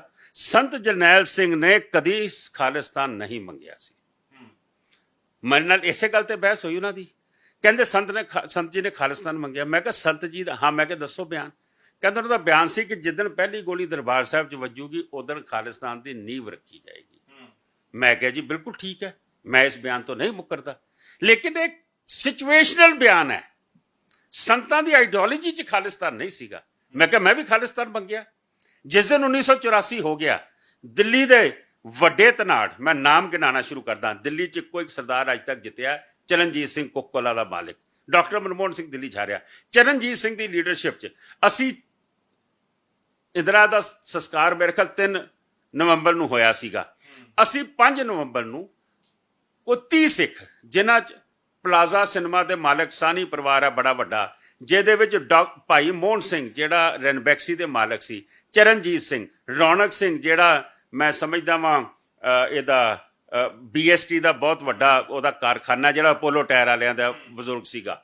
ਇੱਦਾਂ 30-35 ਸਿੱਖ ਅਸੀਂ ਰਾਜੀਵ ਗਾਂਧੀ ਨੂੰ ਮਿਲਣ ਗਏ ਔਰ ਸਿੱਧਾ ਜਾ ਕੇ ਇੱਕੋ ਗੱਲ ਕੀਤੀ ਕਿ ਅਸੀਂ ਤੇਰੇ ਮੁਲਕ 'ਚ ਨਹੀਂ ਰਹਿਣਾ, ਸਾਨੂੰ 2 ਦਿਨ ਦਾ ਸਮਾਂ ਦਿਓ, ਅਸੀਂ ਇਹ ਮੁਲਕ ਛੋੜ ਕੇ ਜਾਣਾ ਚਾਹੁੰਦੇ ਹਾਂ। ਜਿਸ ਤਰੀਕੇ ਅਸੀਂ ਵੀ ਖਾਲਿਸਤਾਨ ਮੰਗਿਆ, ਜਦ ਸਾਡੇ ਕੋਲ ਰਾਹ ਹੀ ਕੋਈ ਨਹੀਂ, ਤੁਸੀਂ ਛੱਡਿਆ, ਤੇ ਫਿਰ ਅਸੀਂ ਇਹੀ ਮੰਗਿਆ ਨਾ, ਅਸੀਂ ਨਹੀਂ ਚਾਹਤੇ ਇਸ ਮੁਲਕ 'ਚ ਰਹਿਣਾ, ਅਸੀਂ ਬਾਹਰ ਜਾਣਾ ਚਾਹੁੰਦੇ ਹਾਂ। ਇਹ ਸਿਚੁਏਸ਼ਨਲ ਹੈ, ਇਹ ਸਾਡੀ ਆਈਡੀਓਲੋਜੀ ਨਹੀਂ ਸੀਗੀ। ਔਰ ਜਦੋਂ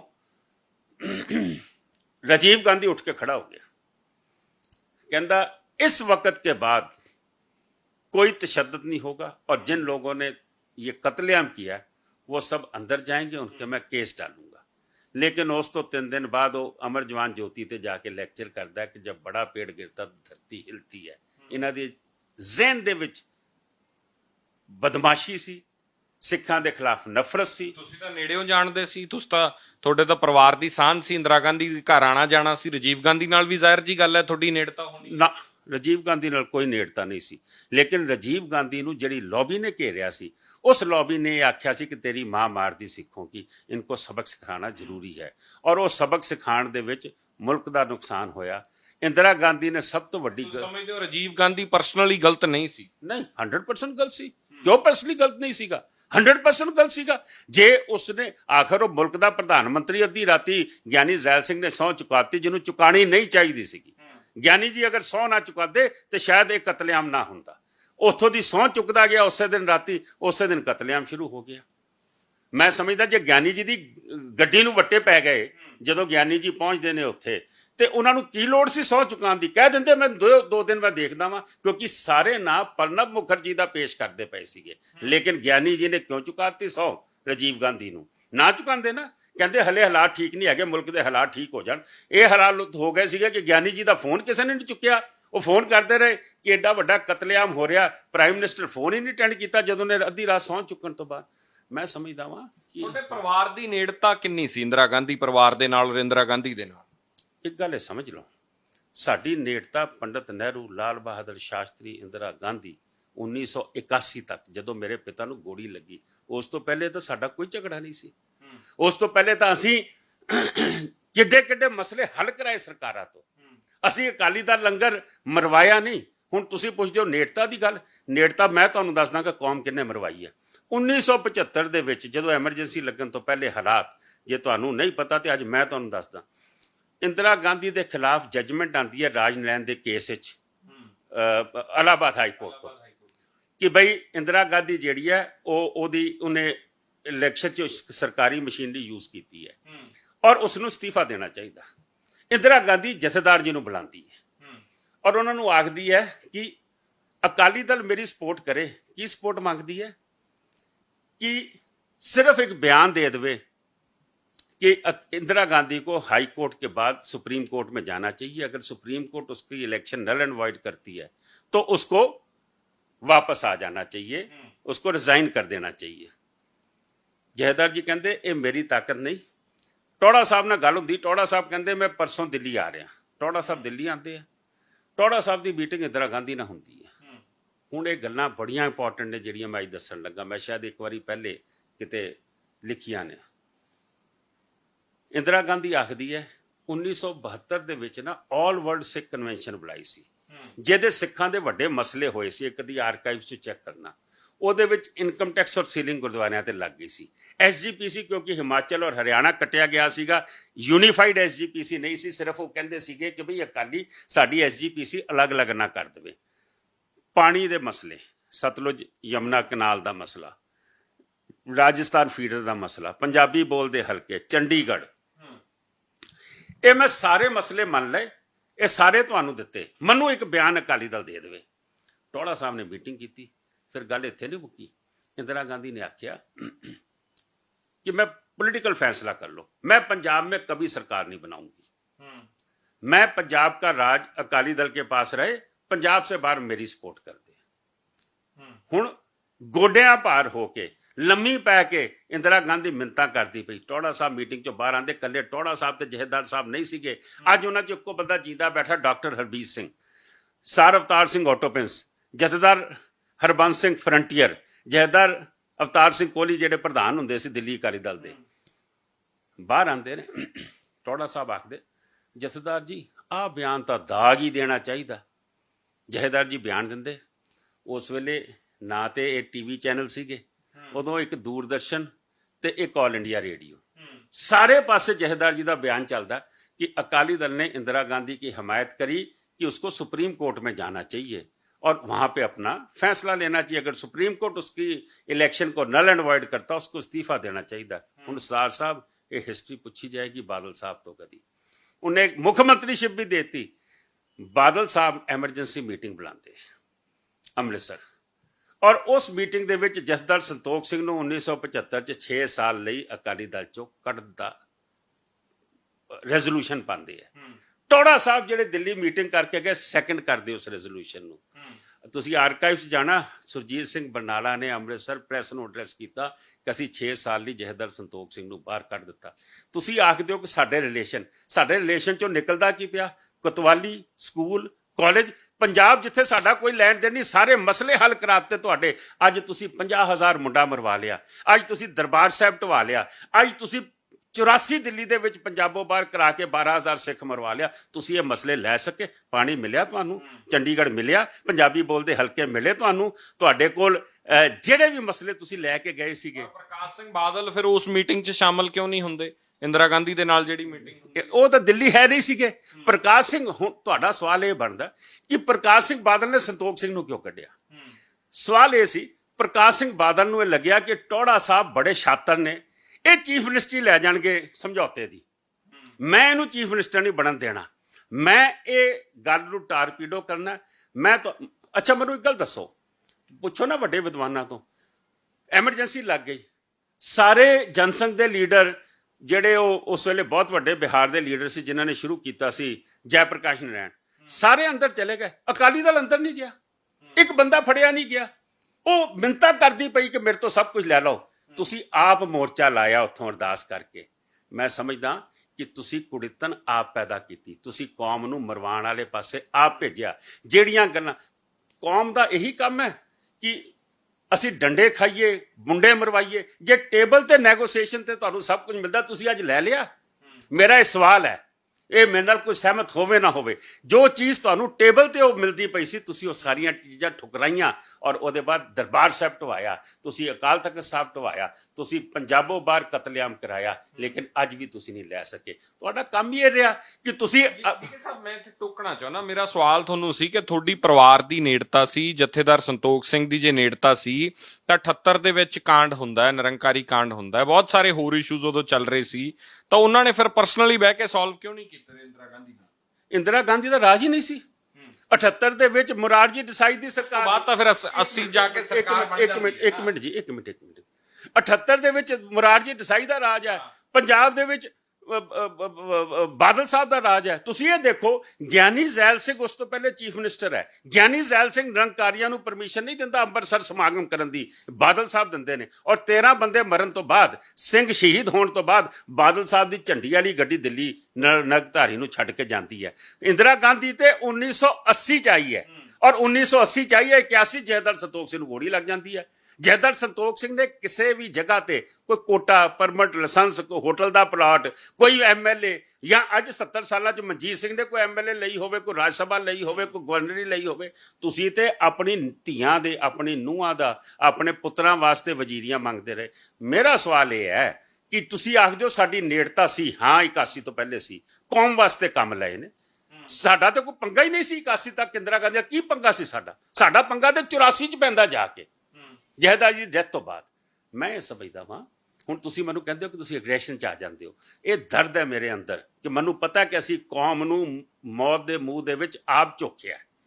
ਅੱਜ ਭਾਵੇਂ ਕੌਮ ਮੁੜ ਕੇ ਖੜੀ ਹੋਈ ਕਿਉਂਕਿ ਸਾਡੇ 'ਚ ਇੱਕ ਚੜ੍ਹਦੀ ਕਲਾ ਦਾ ਜਜ਼ਬਾ ਹੈ, ਲੇਕਿਨ ਸਾਡੇ ਲੀਡਰਾਂ ਦੀ ਡਾਇਰੈਕਸ਼ਨ ਗਲਤ ਹੋਣ ਕਰਕੇ ਕੌਮ ਇੱਥੇ ਪਹੁੰਚੀ ਹੈ। 1955 'ਚ ਪਹਿਲੀ ਸ਼ਹਾਦਤ ਹੁੰਦੀ ਹੈ ਜਦੋਂ ਪੰਜਾਬੀ ਸੂਬੇ ਵਾਸਤੇ ਮੰਗ ਉੱਠਦੀ ਹੈ। 65 'ਚ ਜਾ ਕੇ ਸ਼ਹਾਦਤਾਂ ਹੁੰਦੀਆਂ। ਤੁਸੀਂ ਦੇਖੋ, ਤੁਸੀਂ ਕਹਿ ਰਹੇ ਹੋ ਕਿ ਉਸ ਤੋਂ ਪਹਿਲਾਂ ਕਦੇ ਇਸ਼ੂਜ਼ ਨਹੀਂ ਰਹੇ, ਚਾਹੇ ਇੰਦਰਾ ਗਾਂਧੀ ਨਾਲ ਨਾ ਰਹੇ ਹੋਣ। ਸਰਕਾਰਾਂ ਤਾਂ ਕਾਂਗਰਸ ਦੀਆਂ ਰਹਿੰਦੀਆਂ ਆਈਆਂ, ਔਰ ਇੰਦਰਾ ਗਾਂਧੀ ਦੇ ਵੇਲੇ ਵੀ ਜਦੋਂ ਇੰਦਰਾ ਗਾਂਧੀ ਬਣਦੇ ਹੈ ਉਦੋਂ ਇਹ ਸਾਰਾ ਕੁਝ ਪੰਜਾਬੀ ਸੂਬੇ ਦੀ ਮੂਵਮੈਂਟ ਦੀ ਲੜਾਈ ਤਾਂ ਚੱਲੀ ਨਾ ਉਸ ਤੋਂ ਪਹਿਲਾਂ। ਮੈਂ ਸਮਝਦਾ ਕਿ ਉਸ ਵੇਲੇ ਦੇਖੋ, ਇਹ ਪੰਜਾਬ ਦੇ ਇਸ਼ੂ ਜਿਹੜੇ ਸੀ, ਜਹਦਰ ਸੰਤੋਖ ਸਿੰਘ ਉਸ ਵੇਲੇ ਬਹੁਤ ਛੋਟੇ ਸੀਗੇ। ਉਸ ਵੇਲੇ ਇਹ ਦਿੱਲੀ 'ਚ ਆਪਣੇ ਆਪ ਨੂੰ ਉੱਭਰਦੇ ਪਏ ਸੀ। ਪਰ 1955 ਦੇ ਮੋਰਚੇ 'ਚ ਇੱਥੋਂ ਦੀ ਜਾ ਕੇ ਇਹਨਾਂ ਨੇ ਗ੍ਰਿਫਤਾਰੀਆਂ ਦਿੱਤੀਆਂ ਸੀ। ਯੰਗ ਸੀ ਉਸ ਵੇਲੇ, 29 ਦਾ ਜਨਮ ਸੀਗਾ। ਜੇ 29 ਦਾ ਜਨਮ ਹੋਏ ਤੇ 55 'ਚ ਕਿੰਨੇ ਸਾਲ ਦੇ? 26 ਸਾਲ ਦੇ ਹੋਣੇ ਆ। ਕੋਈ ਉਹ ਕੈਲੀਬਰ ਨਹੀਂ ਸੀ ਉਦੋਂ। ਮਾਸਟਰ ਤਾਰਾ ਸਿੰਘ ਸਾਡੇ ਲੀਡਰ ਸੀਗੇ ਵੱਡੇ। ਮਾਸਟਰ ਜੀ ਤੋਂ ਬਾਅਦ ਸੰਤ ਫਤਿਹ ਸਿੰਘ ਆਉਂਦੇ ਨੇ। ਜਹੇਦਾਰ ਜੀ ਤਾਂ 1960-65 ਤੋਂ ਬਾਅਦ ਉਹਨਾਂ ਦਾ ਜਿਹੜਾ ਗ੍ਰਾਫ ਉਹ ਚੱਲਣਾ ਸ਼ੁਰੂ ਹੋਇਆ। ਮੈਂ ਇਹ ਸਮਝਦਾ ਵਾਂ ਕਿ ਅਸੀਂ ਜਿਹੜੇ ਮਸਲੇ ਅਸੀਂ ਟੇਬਲ ਤੇ ਹੱਲ ਕਰ ਸਕਦੇ ਸੀਗੇ, ਉਹ ਅਸੀਂ ਟੇਬਲ ਤੇ ਹੱਲ ਨਹੀਂ ਕੀਤੇ। ਅਸੀਂ ਕੌਮ ਦਾ ਬਹੁਤ ਵੱਡਾ ਨੁਕਸਾਨ ਕੀਤਾ। ਇਹ ਰਿਅਲਾਈਜੇਸ਼ਨ ਫਿਰ ਜਦੋਂ ਤੁਸੀਂ ਅਕਾਲੀ ਦਲ ਜੁਆਇਨ ਕਰਦੇ ਹੋ 2008 'ਚ, ਉਦੋਂ ਕਿਉਂ ਨਹੀਂ ਤੁਹਾਨੂੰ ਹੋਈ? ਇਹ ਰਿਅਲਾਈਜੇਸ਼ਨ ਮੇਰੇ ਕੋਲ ਉਸ ਤੋਂ ਪਹਿਲੇ ਦੀ ਸੀਗੀ, ਲੇਕਿਨ 2008 ਦੇ ਵਿੱਚ ਮੇਰੀ ਲੜਾਈ ਜਿਹੜੀ ਸੀ ਦਿੱਲੀ 'ਚ 1984 ਦੀ ਸੀਗੀ। ਮੈਨੂੰ ਪਤਾ ਸੀ ਮੈਂ ਅਫਗਾਨੀਆਂ ਦਾ 25 ਸਾਲ ਪੁਰਾਣਾ ਕਾਰਡ ਜਿਹੜਾ ਇਸ਼ੂ ਹੈ ਪਾਸਪੋਰਟ ਦਾ, ਉਹ ਹੱਲ ਨਹੀਂ ਕਰਾ ਸਕਦਾ। ਮੈਂ ਸੱਜਣ ਕੁਮਾਰ ਨੂੰ ਅੰਦਰ ਨਹੀਂ ਕਰਾ ਸਕਦਾ। ਇਹਨਾਂ ਨੇ ਕਰਾਣਾ ਨਹੀਂ। ਤੁਸੀਂ ਦੱਸੋ, ਮੈਂ ਤੁਹਾਨੂੰ ਇੱਕ ਇੰਸਟੈਂਸ ਦੱਸਦਾ ਜੀ। ਅਜੀਤ ਅਖਬਾਰ ਆਪਾਂ ਸਭ ਜਾਣਦੇ ਹਾਂ। ਬਰਜਿੰਦਰ ਜੀ ਦੇ ਇੱਥੇ ਪ੍ਰੋਗਰਾਮ ਚੱਲਦਾ ਪਿਆ। ਡਾਕਟਰ ਮਨਮੋਹਨ ਸਿੰਘ ਉੱਥੇ chief guest, prime minister. Badal Sahib ਉੱਥੇ as CM, guest of honour. Badal Sahib ਆਪਣੇ ਲੈਕਚਰ ਦੇ ਵਿੱਚ ਬੋਲ ਕੇ ਜਾਂਦੇ ਨੇ। ਉਹ ਆਖਦੇ ਨੇ ਕਿ ਡਾਕਟਰ ਸਾਹਿਬ ਇੱਥੇ ਆਏ ਨੇ, ਮੈਂ ਬੇਨਤੀ ਕਰਾਂਗਾ ਕਿ ਇਹ ਪੰਜਾਬ ਬਾਰੇ ਵੀ ਕੁਝ ਸੋਚਣ। ਸਾਡੇ ਕੁਝ ਐਸੇ ਮਸਲੇ ਨੇ, ਅਸੀਂ ਡਾਕਟਰ ਸਾਹਿਬ ਨੂੰ ਕਵਾਂਗੇ ਕਿ ਉਹ ਮਸਲੇ ਸਾਡੇ ਹੱਲ ਕਰਨ। ਅਸੀਂ ਕਈ ਵਾਰੀ ਇਹਨਾਂ ਦੇ ਨੋਟਿਸ 'ਚ ਲਿਆਂਦੇ ਹੋ। ਹੁਣ ਤੁਹਾਨੂੰ ਪਤਾ ਡਾਕਟਰ ਆਪਣੇ ਮਨਮੋਹਨ ਸਿੰਘ ਕਦੀ ਲਾਈਨ ਤੋਂ ਪਰੇ ਜਾ ਕੇ ਨਹੀਂ ਬੋਲਦੇ। ਇਹ ਔਨ ਰਿਕਾਰਡ ਹੈ ਕਿ ਅਜੀਤ ਦੇ ਸਾਲਾਨਾ ਸਮਾਗਮ ਦੇ ਵਿੱਚ ਡਾਕਟਰ ਮਨਮੋਹਨ ਸਿੰਘ ਬੋਲਦੇ ਨੇ ਕਿ ਬਾਦਲ ਸਾਹਿਬ ਮੇਰੇ ਪਾਸ ਆਤੇ ਹੈ, ਮੇਰੇ ਕੋਲ ਆਉਂਦੇ ਨੇ, ਔਰ ਜਦੋਂ ਵੀ ਮੇਰੇ ਤੋਂ ਟਾਈਮ ਮੰਗਦੇ ਨੇ ਮੈਂ ਟਾਈਮ ਦਿੰਦਾ ਵਾਂ। ਪਰ ਬਾਦਲ ਸਾਹਿਬ ਮੇਰੇ ਕੋਲ ਕਦੀ ਕੌਮ ਦਾ ਕੰਮ ਨਹੀਂ ਲੈ ਕੇ ਆਏ। ਮੇਰੇ ਕੋਲ ਜਦੋਂ ਵੀ ਆਏ ਆਪਣੇ ਨਿੱਜੀ ਕੰਮ ਲੈ ਕੇ ਆਏ। ਹੁਣ ਇਹਨਾਂ ਨੂੰ ਨਿੱਜੀ ਕੰਮਾਂ 'ਚੋਂ ਵੇਲ ਨਹੀਂ ਸੀ। ਮਨਜੀਤ ਸਿੰਘ ਨੂੰ ਪਤਾ ਸੀਗਾ ਕਿ ਇਸ ਪਲੇਟਫਾਰਮ ਤੇ ਤੂੰ ਕੰਮ ਕਰ ਸਕਦਾ। ਹੁਣ ਮੇਰੇ ਕੰਮਾਂ ਦੀ ਫਹਿਰਿਸਤ ਹੈ, ਔਰ ਉਹ ਫਹਿਰਿਸਤ ਹੈ ਜਿਹਦਾ ਕੋਈ, ਮੈਂ ਸਮਝਦਾ ਕਿ ਨੇੜੇ ਵੀ ਨਹੀਂ ਆ ਸਕਦੇ। ਅੱਜ ਇਹ ਕਹਿੰਦੇ ਨੇ ਕਿ ਸਾਡੇ 2 ਸਾਲ ਬੇਮਿਸਾਲ, ਤੁਹਾਡੇ 6 ਸਾਲ ਖਤਮ ਨੇ। ਮੈਂ ਸਮਝਦਾ ਇਹ ਦੁਨੀਆ ਜਾਣਦੀ ਹੈ, ਉਹ ਕੰਮ ਬੋਲਦੇ ਨੇ। ਔਰ ਜੇ ਕੰਮ ਬੋਲਦੇ ਨੇ, ਇਹ ਜੇ ਤੁਹਾਡੇ ਸਾਹਮਣੇ ਕੋਈ ਇਤਿਹਾਸ ਪਿਆ ਹੈਗਾ, ਤੇ ਮੈਂ ਸਮਝਦਾ ਹਲੇ ਤਾਂ ਬੜਾ ਕੁਛ ਹੈ ਮੇਰੇ ਕੋਲ ਕਹਿਣ ਨੂੰ, ਜਿਹੜਾ ਫਿਰ ਕਦੀ ਮੌਕਾ ਮਿਲੇ ਤਾਂ ਜ਼ਰੂਰ ਤੁਹਾਡੇ ਨਾਲ ਗੱਲ ਕਰਾਂਗਾ। ਸਿੰਘ ਜੀਕੇ ਨੂੰ ਜੇ ਉਦੋਂ ਤੁਸੀਂ ਕਹਿ ਰਹੇ ਹੋ ਕਿ ਤਿੰਨਾਂ ਨੇ, ਤਿੱਕੜੀ ਨੇ ਤੁਹਾਨੂੰ ਪਾਸੇ ਕਰਨਾ ਸ਼ੁਰੂ ਕੀਤਾ, ਜੇ ਨਾ ਕਰਦੇ ਫਿਰ ਨਾ ਸ਼ਾਇਦ ਮਨਜੀਤ ਸਿੰਘ ਜੀਕੇ ਬੋਲਦੇ ਕਦੇ ਵੀ। ਅੱਜ ਵੀ ਅਕਾਲੀ ਦਲ 'ਚ ਬੈਠੇ ਹੁੰਦੇ, ਅੱਜ ਵੀ ਪ੍ਰਧਾਨਗੀ ਤੇ ਬੈਠੇ ਹੁੰਦੇ। ਮੈਂ ਸਮਝਦਾ ਵਾਂ ਕਿ ਜੇ ਮੈਂ ਬਠਿੰਡੇ ਇਲੈਕਸ਼ਨ ਚੱਲਦੀ ਹੋਵੇ, ਅਕਾਲੀ ਦਲ ਦੇ ਵਕਾਰ ਦਾ ਸਵਾਲ ਹੋਵੇ, ਇਹ ਡੇਰੇ ਨੂੰ ਮਾਫੀ ਕਰ ਚੁੱਕੇ ਨੇ, ਤੇ ਮੈਂ ਉੱਥੇ ਬੈਠ ਕੇ ਡੇਰੇ ਦੀ ਰਖੇਦੀ ਕਰਦਾ ਪਿਆ, ਪ੍ਰੈਸ ਕਾਨਫਰੰਸ ਦਿੰਦੇ ਪਾਰਟੀ ਉਦੋਂ ਤੁਸੀਂ। ਮੈਂ ਭਾਜੀ, ਜਦੋਂ ਮੈਨੂੰ ਇਹਨਾਂ ਨੇ ਕਹਿ ਦਿੱਤਾ ਕਿ ਤੂੰ ਹੁਣ ਦਿੱਲੀ ਚਲੇ ਜਾ, ਤੂੰ ਆਪਣਾ ਕੰਮ ਬੰਦ ਕਰ ਦੇ, ਮੇਰਾ ਕੰਮ, ਹਾਂ ਨਹੀਂ, ਮਾਫੀ ਹੋਈ, ਡੇਰੇ ਦੀ ਮਾਫੀ ਜਦੋਂ ਹੁੰਦੀ ਹੈ ਉਦੋਂ ਛੱਡ ਦਿੰਦੇ ਤੁਸੀਂ ਪਾਰਟੀ ਨੂੰ? ਸਰ, ਮੈਨੂੰ ਅਕਾਲ ਤਖਤ ਦਾ ਜਥੇਦਾਰ ਬੁਲਾ ਕੇ ਆਖੇ ਕਿ ਉਹਨਾਂ ਨੇ ਸਾਡੇ ਤੋਂ ਮਾਫੀ ਮੰਗੀ ਹੈ। ਇਹ ਗੱਲਾਂ ਤੇ ਬਾਅਦ 'ਚ ਖੁੱਲ ਰਹੀਆਂ ਨੇ, ਜਦੋਂ ਪਟਨਾ ਸਾਹਿਬ ਵਾਲੇ ਬੋਲਦੇ ਪਏ ਨੇ ਆ ਕੇ ਜਥੇਦਾਰ ਕਿ ਚਿੱਠੀ ਤੇ ਅੰਦਰ ਟਾਈਪ ਹੋਈ ਹੈ। ਤੁਹਾਨੂੰ ਅੰਦਰ ਨਹੀਂ ਪਤਾ ਸੀ ਕੀ ਚੱਲ ਰਿਹਾ? ਕਮਾਲ ਹੈ, ਸਾਨੂੰ ਕਿਵੇਂ ਪਤਾ ਹੋ ਸਕਦਾ? ਸਾਨੂੰ ਤੇ ਇਹ ਆਖਿਆ ਗਿਆ ਕਿ ਇਹ ਤੇ ਸਾਨੂੰ ਇਹ ਸਮਝ ਆ ਗਈ ਜਦੋਂ ਗੱਲ ਕਿ ਕੋਈ ਨਾ ਕੋਈ ਗੜਬੜਾ। ਮੈਂ ਇਸ਼ਤਿਹਾਰ ਕਿਉਂ ਨਹੀਂ ਦਿੱਤੇ? ਫਿਰ ਜਿਹੜੇ ਦਮਦਮਾ ਆਪਣੇ ਸਾਬੋ ਕੀ ਤਲਵੰਡੀ ਵਾਲੇ ਜਥੇਦਾਰ ਜਿਹੜੇ ਨੇ ਗੁਰਮੁਖ ਸਿੰਘ ਜੀ, ਉਹ ਬੋਲਦੇ ਨੇ ਕਿ ਸਰ ਸਾਹਿਬ ਨੂੰ ਫੋਨ ਕਰਕੇ ਧਮਕਾ ਰਿਹਾ ਕਿ ਸਵੇਰੇ ਜਾ ਕੇ ਡੇਰੇ ਵਾਲੇ ਇਸ਼ੂ ਦੇ ਉੱਤੇ ਤੁਸੀਂ ਮੋਹਰ ਲਾਣੀ ਆ, ਅੰਗੂਠਾ ਲਾਣਾ ਹੈ। ਇਹ ਗੱਲਾਂ ਤੇ ਬਾਅਦ ਚ ਪਰਤਾਂ ਖੁੱਲਦੀਆਂ ਪਈਆਂ। ਜੇ ਜਥੇਦਾਰ ਅਕਾਲ ਤਖਤ ਮੈਨੂੰ ਕਹਿ ਰਹੇ ਨੇ ਕਿ ਸਾਡੇ ਕੋਲ ਮਾਫੀ ਆਈ ਹੈ, ਬੰਦਾ ਮਾਫੀ ਮੰਗਦਾ ਪਿਆ, ਅਸੀਂ ਮਾਫੀ ਨਾ ਦਈਏ ਤੇ ਹੋਰ ਕੀ ਕਰੀਏ? ਅਸੀਂ ਮਾਫੀ ਦਿੱਤੀ ਨਹੀਂ, ਅਸੀਂ ਤਾਂ ਹਲੇ ਕੰਸੀਡਰੇਸ਼ਨ ਨਹੀਂ ਰੱਖੀ ਹੈ। ਉਹਨਾਂ ਨੇ ਗੱਲ ਜਦੋਂ ਗੱਲਾਂ ਖੁੱਲੀਆਂ ਨੇ ਅਸੀਂ ਖੁੱਲ ਕੇ ਬੋਲੇ ਆ। ਅਕਾਲੀ ਦਲ ਕਹਿੰਦਾ ਹੈ ਕਿ ਪ੍ਰਧਾਨ ਬਣਨ ਤੋਂ ਬਾਅਦ ਜੀਕੇ ਸਾਹਿਬ ਵੱਡੀਆਂ ਕਾਰਾਂ 'ਚ ਬੈਠਣ ਲੱਗ ਗਏ, ਇਸ ਤੋਂ ਪਹਿਲਾਂ ਦਿਖਾਓ ਕਿ ਜੀਕੇ ਸਾਹਿਬ ਦਾ ਲਾਈਫ ਸਟਾਈਲ ਕੈਸਾ ਸੀ, ਹੁਣ ਦਾ ਲਾਈਫ ਸਟਾਈਲ ਕੈਸਾ ਹੈ। ਮੈਂ ਸਮਝਦਾ ਵਾਂ ਕਿ ਇਹ ਮੈਨੂੰ ਆਪਣੀ ਬੈਲੈਂਸ ਸ਼ੀਟ ਦੇਣ ਦੀ ਲੋੜ ਨਹੀਂ। ਮੇਰੇ ਕੋਲ ਉਸ ਤੋਂ ਪਹਿਲੇ ਵੀ ਵੱਡੀਆਂ ਕਾਰਾਂ ਸੀ ਤੇ ਮੇਰੇ ਕੋਲ ਅੱਜ ਵੀ ਉਹੀ ਸਟੈਂਡਰਡ ਹੈ। ਮੇਰੇ ਕੋਲ ਮੈਂ ਅਰਬੋਪਤੀ ਆਦਮੀ ਨਹੀਂ ਆ, ਮੈਂ ਕੋਈ ਖਰਬੋਪਤੀ ਆਦਮੀ ਨਹੀਂ ਆ। ਨਾ ਮੈਂ ਸਰਕਾਰਾਂ ਤੋਂ ਹੋਟਲ ਲਏ ਨੇ, ਨਾ ਮੈਂ ਕੌਮ ਦੀ ਪਿੱਠ 'ਚ ਛੁਰਾ ਮਾਰਿਆ। ਅਸੀਂ ਆਪਣਾ ਬਿਜ਼ਨਸ ਕਰਦੇ ਹਾਂ, ਆਪਣੀ ਕਮਾਈ ਕਰਦੇ ਹਾਂ। ਮੇਰੇ ਪਿਤਾ ਵੀ ਕਿਰਤ ਕਰਦੇ ਸੀ, ਮੈਂ ਵੀ ਕਿਰਤ ਕਰਦਾ। ਸਾਡੀ ਫੈਕਟਰੀਆਂ ਰਹੀਆਂ ਨੇ, ਅਸੀਂ ਚਲਾਉਂਦੇ ਰਹੇ ਹਾਂ। ਸਾਡਾ ਕੋਕੋਲਾ ਦਾ ਪਲਾਂਟ ਰਿਹਾ ਹੈ, ਕੈਂਪਾ ਕੋਲਾ ਦਾ ਯੂਨਿਟ ਰਿਹਾ ਹੈ। ਮੈਂ ਪੁਰਾਣੀਆਂ ਗੱਲਾਂ ਕਰਦਾ ਪਿਆ ਵਾਂ। ਸੋ ਇਸ ਕਰਕੇ ਮੈਨੂੰ ਕਿਸੇ ਨੂੰ ਦੱਸਣ ਦੀ ਲੋੜ ਨਹੀਂ ਕਿ ਜੀਕੇ ਸਾਹਿਬ ਕੋਲ ਕੀ ਹੈ ਕੀ ਨਹੀਂ। ਇਹ ਬੈਲੈਂਸ ਸ਼ੀਟ ਸਭ ਨੂੰ ਪਤਾ ਹੈ। ਬੈਲੈਂਸ ਸ਼ੀਟ ਹੈਗੀ ਹੈ। ਤੁਸੀਂ ਜੇ ਸੰਗਤ ਨੇ ਤੁਹਾਨੂੰ ਸਪੋਰਟ ਕੀਤੀ ਹੈ, ਸੰਗਤ ਨੇ ਤੁਹਾਨੂੰ ਮੌਕਾ ਦਿੱਤਾ, 70 ਸਾਲ ਦਾ ਇਤਿਹਾਸ ਤੁਹਾਡੇ ਸਾਹਮਣੇ ਹੈ, ਉਹਦੇ ਤੇ ਮੇਰੇ ਨਾਲ ਜਿਹੜੀ ਮਰਜ਼ੀ ਡਿਬੇਟ ਕਰ ਲਓ। ਇੱਕ ਆਖਰੀ ਸਵਾਲ ਹੈ ਮੇਰਾ, ਇਹ ਸੁਣਨ ਚ ਆਇਆ ਕਿ ਇੱਕ ਵਾਰ ਜਦੋਂ ਤੁਹਾਡੇ ਪਿਤਾ ਦੀ ਮੇਰੇ ਖਿਆਲ ਭੋਗ ਸੀਗਾ, ਉਸ ਤੋਂ ਇੱਕ ਦਿਨ ਪਹਿਲਾਂ ਗਿਆਨੀ ਜੈਲ ਸਿੰਘ ਤੁਹਾਨੂੰ ਬੁਲਾਉਂਦੇ ਹੈ ਔਰ ਤੁਹਾਡੀ ਆਪਸ ਦੇ ਵਿੱਚ ਕੋਈ ਗੱਲਬਾਤ ਹੁੰਦੀ ਹੈ, ਸੰਤਾਂ ਨੇ ਆਉਣਾ ਹੁੰਦਾ ਹੈ। ਕੀ ਇਸ ਤਰ੍ਹਾਂ ਦਾ ਕੁਝ ਹੋਇਆ ਸੀ? ਇਹ ਬੜਾ ਇੰਟਰਸਟਿੰਗ ਟੌਪਿਕ ਤੁਸੀਂ ਛੇੜਿਆ। ਸੰਤਾਂ ਨੇ ਆਪ ਆਪਣੇ ਲੈਕਚਰ 'ਚ ਨਰੇਟ ਕੀਤਾ ਔਰ ਮਾਰਕ ਟੱਲੀ ਜਿਹੜਾ BBC ਦਾ ਬਹੁਤ ਵੱਡਾ ਕੋਰਸਪੋਂਡੈਂਟ ਹੈ, ਉਹਨੇ 1984 ਦੇ ਗੋਲਡਨ ਟੈਂਪਲ ਐਕਸ਼ਨ ਤੇ ਇੱਕ ਬੁੱਕ ਲਿਖੀ। ਉਹਦੇ 'ਚ ਫੋਟੋ ਵੀ ਛਾਪੀ ਹੈ ਗਿਆਨੀ ਜੀ ਦੀ ਔਰ ਸੰਤ ਜਰਨੈਲ ਸਿੰਘ ਮੇਰੇ ਘਰ ਇਕੱਠੇ ਬੈਠੇ ਹੈ ਜਥੇਦਾਰ ਜੀ ਦੇ ਭੋਗ ਦੇ ਉੱਤੇ, ਔਰ ਸਾਰੀ ਵਾਰਦਾਤ ਲਿਖੀ ਹੈ। ਉਹਦੇ ਵਿੱਚ ਸੰਤ ਜੀ ਮੈਨੂੰ ਫੋਨ ਕਰਦੇ ਆ। ਮੇਰੇ ਪਿਤਾ ਦੀ ਅਸੈਸੀਨੇਸ਼ਨ ਹੁੰਦੀ ਹੈ 21 ਦਸੰਬਰ 1981। ਹੁਣ ਪਹਿਲੀ ਗੱਲ ਤਾਂ ਇਹ ਹੈ ਕਿ ਜੇ 1981 'ਚ ਮੇਰੇ ਪਿਤਾ ਦੀ ਡੈਥ ਹੋ ਰਹੀ ਹੈ, ਤੁਸੀਂ ਮੈਨੂੰ ਇਹ ਕਹਿ ਰਹੇ ਹੋ ਕਿ ਤੁਹਾਡੀ ਨੇੜਤਾ ਰਹੀ ਹੈ, ਤੇ ਤੁਸੀਂ ਇਹ ਕਿਉਂ ਨਹੀਂ? ਤੇ ਸੰਤ ਸਾਡੇ ਇੱਥੇ ਆਂਦੇ, ਚਾਚਾ ਚੰਡੀਗੜ੍ਹੀਆ ਜਿਨ੍ਹਾਂ ਨੂੰ ਡਾਕਟਰ ਗੁਰਨਾਮ ਸਿੰਘ ਤੀਰ, ਮੈਨੂੰ ਉਹਨਾਂ ਦਾ ਲੈਕਚਰ ਦੀ 17 ਨਹੀਂ ਭੁੱਲਦੀਆਂ ਕਿ ਜੋ ਬੋਲ ਕੇ ਗਏ ਇੱਥੇ। ਮੈਂ ਸਮਝਦਾ ਉਹ ਲੰਬੀ ਹੋ ਜੂ ਗੱਲ, ਲੇਕਿਨ ਤੁਹਾਡੇ ਸਵਾਲ ਤੇ ਆਵਾਂ। ਮੈਨੂੰ ਉਹਨਾਂ ਦਾ 3 ਜਨਵਰੀ ਨੂੰ ਭੋਗ 1982 ਨੂੰ ਸੀਗਾ। 2 ਜਨਵਰੀ ਦੀ ਰਾਤ ਮੈਨੂੰ ਫੋਨ ਆਉਂਦਾ ਹੈ ਗਿਆਨੀ ਜ਼ੈਲ ਸਿੰਘ ਦੇ PA ਦਾ। ਉਹ ਰੇਸਕੋਸ ਰੋਡ ਰਹਿੰਦੇ ਸੀ ਜਿੱਥੇ PM ਅੱਜ ਰਹਿੰਦੇ ਨੇ। ਉਹਨਾਂ ਦਾ ਫੋਨ ਆਉਂਦਾ ਕਿ ਗਿਆਨੀ ਜੀ ਤੁਹਾਨੂੰ ਯਾਦ ਕਰ ਰਹੇ ਨੇ। ਸਾਡਾ ਉਸ ਵੇਲੇ ਬੁਰਾ ਹਾਲ ਸੀ ਪਰਿਵਾਰ ਦਾ। ਪਿਤਾ ਦੀ ਡੈਥ ਹੋ ਗਈ, ਮੇਰੀ 22-23 ਸਾਲ ਉਮਰ ਸੀਗੀ। ਸਾਨੂੰ ਸਮਝ ਹੀ ਨਹੀਂ ਆ ਰਹੀ ਸੀ ਸਾਡੇ ਨਾਲ ਹੋਇਆ ਕੀ ਹੈ। ਐਨੀਵੇ ਮੈਂ ਕਿਹਾ ਜੀ ਮੈਂ ਆਉਣਾ। ਕਹਿੰਦੇ ਨਹੀਂ ਤੁਸੀਂ ਆਉਣਾ ਨਹੀਂ, ਗਿਆਨੀ ਜੀ ਦੀ ਗੱਡੀ ਆ ਰਹੀ ਤੁਹਾਨੂੰ ਲੈਣ, 10 ਮਿੰਟਾਂ 'ਚ ਪਹੁੰਚਣ ਵਾਲੀ। ਮੈਂ ਜਦੋਂ ਗਿਆਨੀ ਜੀ ਕੋਲ ਚਲ ਜਾਣਾ ਵਾ, ਉਹਨਾਂ ਦੇ ਕਮਰੇ 'ਚ ਬੈਡਰੂਮ 'ਚ ਬੁਲਾ ਲੈਂਦੇ ਆ ਤੇ ਬੈਠ ਬੇਟਾ। ਮੈਂ ਬੈਠ ਗਿਆ।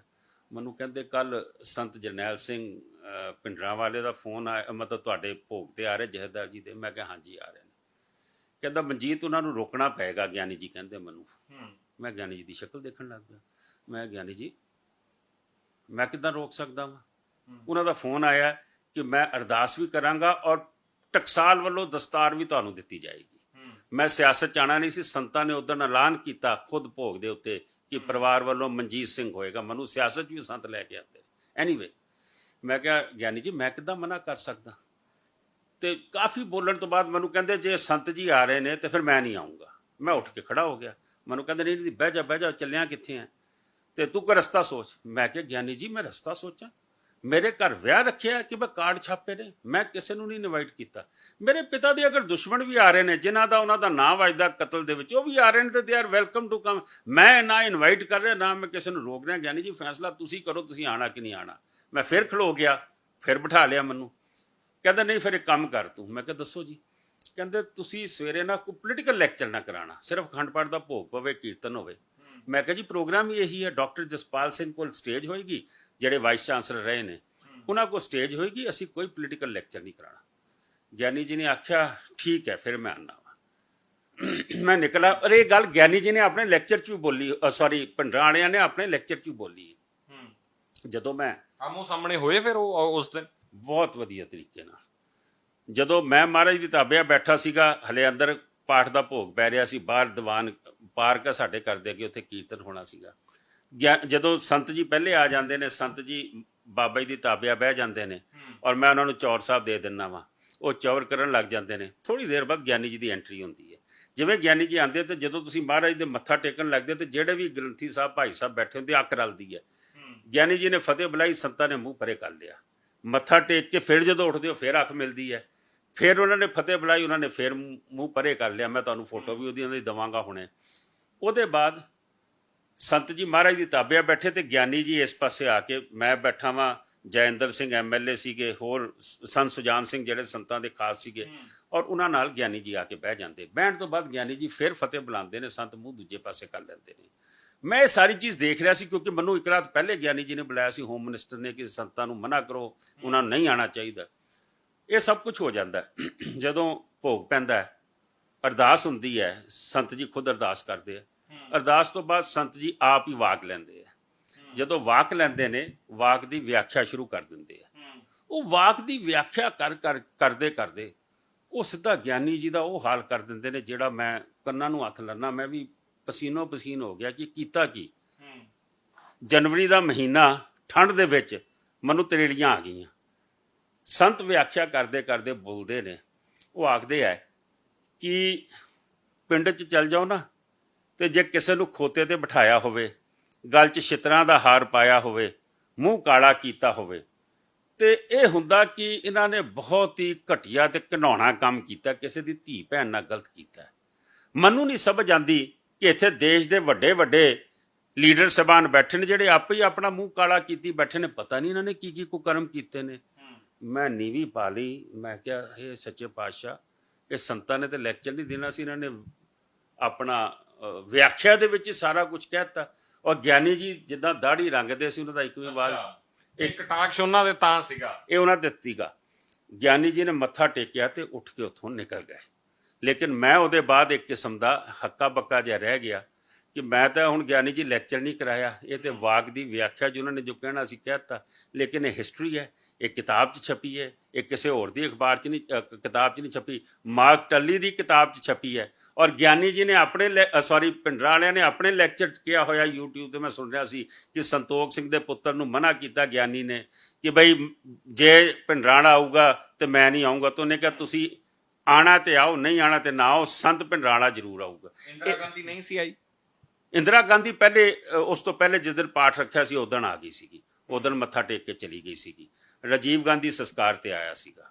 ਸੋ ਕਦੇ ਕੋਸ਼ਿਸ਼ ਨਹੀਂ ਹੋਈ ਆ ਜਥੇਦਾਰ ਸੰਤੋਖ ਸਿੰਘ ਦੀ ਕਿ ਕਦੇ ਸੰਤ ਜਰਨੈਲ ਸਿੰਘ ਜਾਂ ਇੰਦਰਾ ਗਾਂਧੀ ਦੇ ਦਰਮਿਆਨ ਗੱਲਬਾਤ ਕਰਾਈ ਜਾ ਸਕੇ, ਜਾਂ ਜੇ ਇੰਦਰਾ ਗਾਂਧੀ ਨੂੰ ਕੋਈ ਡਾਊਟ ਸੀਗੇ ਤਾਂ ਉਹ ਕਲੀਅਰ ਕੀਤੇ ਜਾ ਸਕਣ? ਦੇਖੋ ਇਸ ਤਰ੍ਹਾਂ ਹੈ ਕਿ ਉਹ ਤਾਂ ਨਹੀਂ ਹੋਈ, ਲੇਕਿਨ ਰਾਜੀਵ ਗਾਂਧੀ ਨੇ ਮੈਨੂੰ ਬੁਲਾਇਆ ਜਦੋਂ ਗੋਲਡਨ ਟੈਂਪਲ ਇਲੈਕਸ਼ਨ ਹੋ ਗਿਆ। ਮੈਨੂੰ ਬੁਲਾ ਕੇ ਆਖਦੇ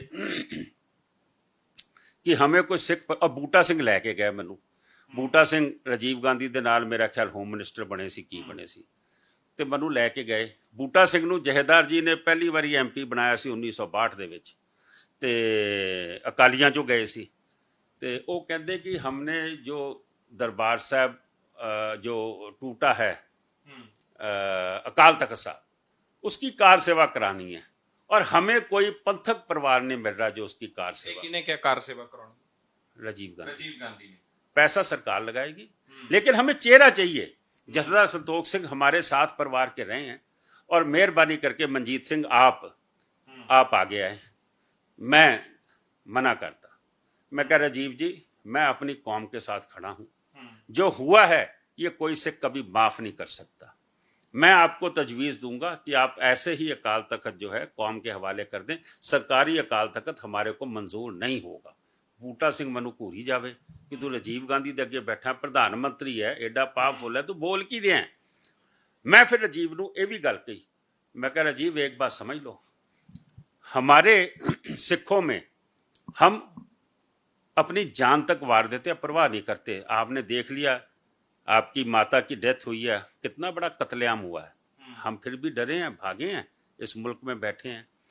जो आप करने जा रहे हो हमारी जख्मों पे नमक लगाने जा रहे हो, आप मेहरबानी करके हमारे को छोड़ दें। मैं कहा जब महाराजा रणजीत सिंह इस दुनिया से चले गया ना, तो 9 साल रानी जिंदा को, ये हमारे सिखों में कहा जाता है कि 9 साल राजे दी मड़ी राज कर गई। एंग्लो इंडिया सिख वॉर्स पढ़ लो, किदां राणी जिंदा ने खदेड़ दिते सी, ये ते डोगरे ना बगावत कर दे।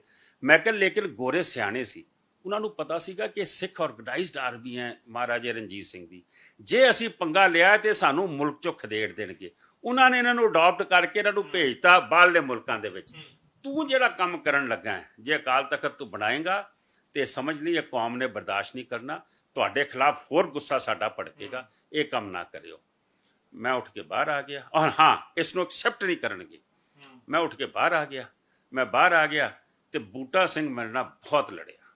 ਉਹਨੇ ਕਿਹਾ ਤੈਨੂੰ ਪਤਾ ਨਹੀਂ ਮੈਂ ਤੈਨੂੰ ਕਿਹਦੇ ਕੋਲ ਲੈ ਕੇ ਗਿਆ, ਤੂੰ ਮੇਰੀ ਪੋਜੀਸ਼ਨ ਆਕਵਰਡ ਕਰਤੀ, ਤੂੰ ਉਹਨੂੰ ਮੂੰਹ ਤੇ ਮਨਾ ਕਰ ਰਿਹਾ ਹੈ। ਮੈਂ ਕਿਹਾ ਬੂਟਾ ਸਿੰਘ ਜੀ, ਤੁਹਾਨੂੰ ਬਣਾਉਣ ਦੇ ਵਿੱਚ ਮੇਰੇ ਪਿਤਾ ਦਾ ਬਹੁਤ ਵੱਡਾ ਹੱਥ ਹੈ, ਤੁਸੀਂ ਮੇਰੇ ਤੋਂ ਗਦਾਰੀ ਕਰਾਉਣ ਲੱਗੇ ਹੋ ਕੌਮ ਨਾਲ। ਮੈਂ ਬਿਲਕੁਲ ਇਹ ਗਦਾਰੀ ਵਾਸਤੇ ਤਿਆਰ ਨਹੀਂ, ਮੈਂ ਮੋਰਚੇ ਨਾਲ ਖੜਾ, ਮੈਂ ਕੌਮ ਨਾਲ ਖੜਾ ਵਾਂ, ਬਿਲਕੁਲ ਇਸ ਕੰਮ 'ਚ ਨਹੀਂ ਆਵਾਂਗਾ। ਫਿਰ ਬੂਟਾ ਸਿੰਘ ਨੇ ਇੱਕ ਤੇਜਵੰਤ ਸਿੰਘ ਇੱਥੋਂ ਦਾ ਸ਼ਖਸ ਸੀਗਾ, ਉਸ ਦੀ ਡਿਊਟੀ ਲਾਈ, ਜਿਹੜਾ ਉਹਦਾ ਪਾਰਟਨਰ ਵੀ ਰਿਹਾ। ਔਰ ਜਿਹੜੇ ਉਹ 96 ਕਰੋੜੀ ਸੀਗੇ ਆਪਣੇ ਬਾਬਾ ਸੰਤਾ ਸਿੰਘ, ਉਹਨਾਂ ਨੂੰ ਅੱਗੇ ਲਾ ਕੇ ਕਾਰ ਸੇਵਾ ਕਰਾਈ। ਔਰ ਜਿਸ ਦਿਨ ਕਾਰ ਸੇਵਾ ਕੰਪਲੀਟ ਹੋਈ, ਕੌਮ ਦੇ ਹਵਾਲੇ ਕੀਤਾ, ਕੌਮ ਨੇ ਉਸ ਨੂੰ ਫਿਰ ਜ਼ੀਰੋ ਕਰ ਦਿੱਤਾ ਔਰ ਦੁਬਾਰਾ ਕਾਰ ਸੇਵਾ ਹੋਈ। ਮੈਂ ਇਹ ਸਮਝਦਾ ਵਾਂ ਕਿ ਤੁਸੀਂ ਇਹ ਕਿਹਾ ਕਿ ਸਾਡੇ ਰਿਲੇਸ਼ਨ ਹੈ। ਮੇਰੀ ਉਸ ਵੇਲੇ ਕੀ ਉਮਰ ਸੀ, ਮੇਰੇ ਪਿਤਾ ਦਾ ਕਤਲ ਹੋਇਆ ਹੋਵੇ, ਰਾਜੀਵ ਗਾਂਧੀ ਮੇਰੇ ਗੋਡੇ ਹੱਥ ਲਾ ਰਿਹਾ ਹੋਵੇ ਕਿ ਤੁਸੀਂ ਪਰਿਵਾਰ ਅੱਗੇ ਆ ਜਾਓ, ਤੇ ਅਸੀਂ ਉਹਨੂੰ ਜੇ ਮਨਾ ਕਰਕੇ ਆਏ ਹਾਂ, ਅਸੀਂ ਹਮੇਸ਼ਾ ਕੌਮ ਦੇ ਨਾਲ ਖਲੋਏ ਹਾਂ, ਕੀਮਤ ਕੁਝ ਵੀ ਦੇਣੀ। ਫਿਰ ਅੱਜ ਦੋਸ਼ ਲੱਗੇ, ਕਈ 100 ਕਰੋੜ ਰੁਪਇਆ ਖਾਣ ਦੇ ਦੋਸ਼ ਲੱਗੇ। ਇਹਦੇ ਤੋਂ ਬਜਟ ਵੀ ਹੈ ਜਿਹੜੇ ਲੱਗੇ, ਦੋਸ਼ ਲੱਗੇ ਨਾ। ਆਇਆ ਕੀ ਸਾਹਮਣੇ?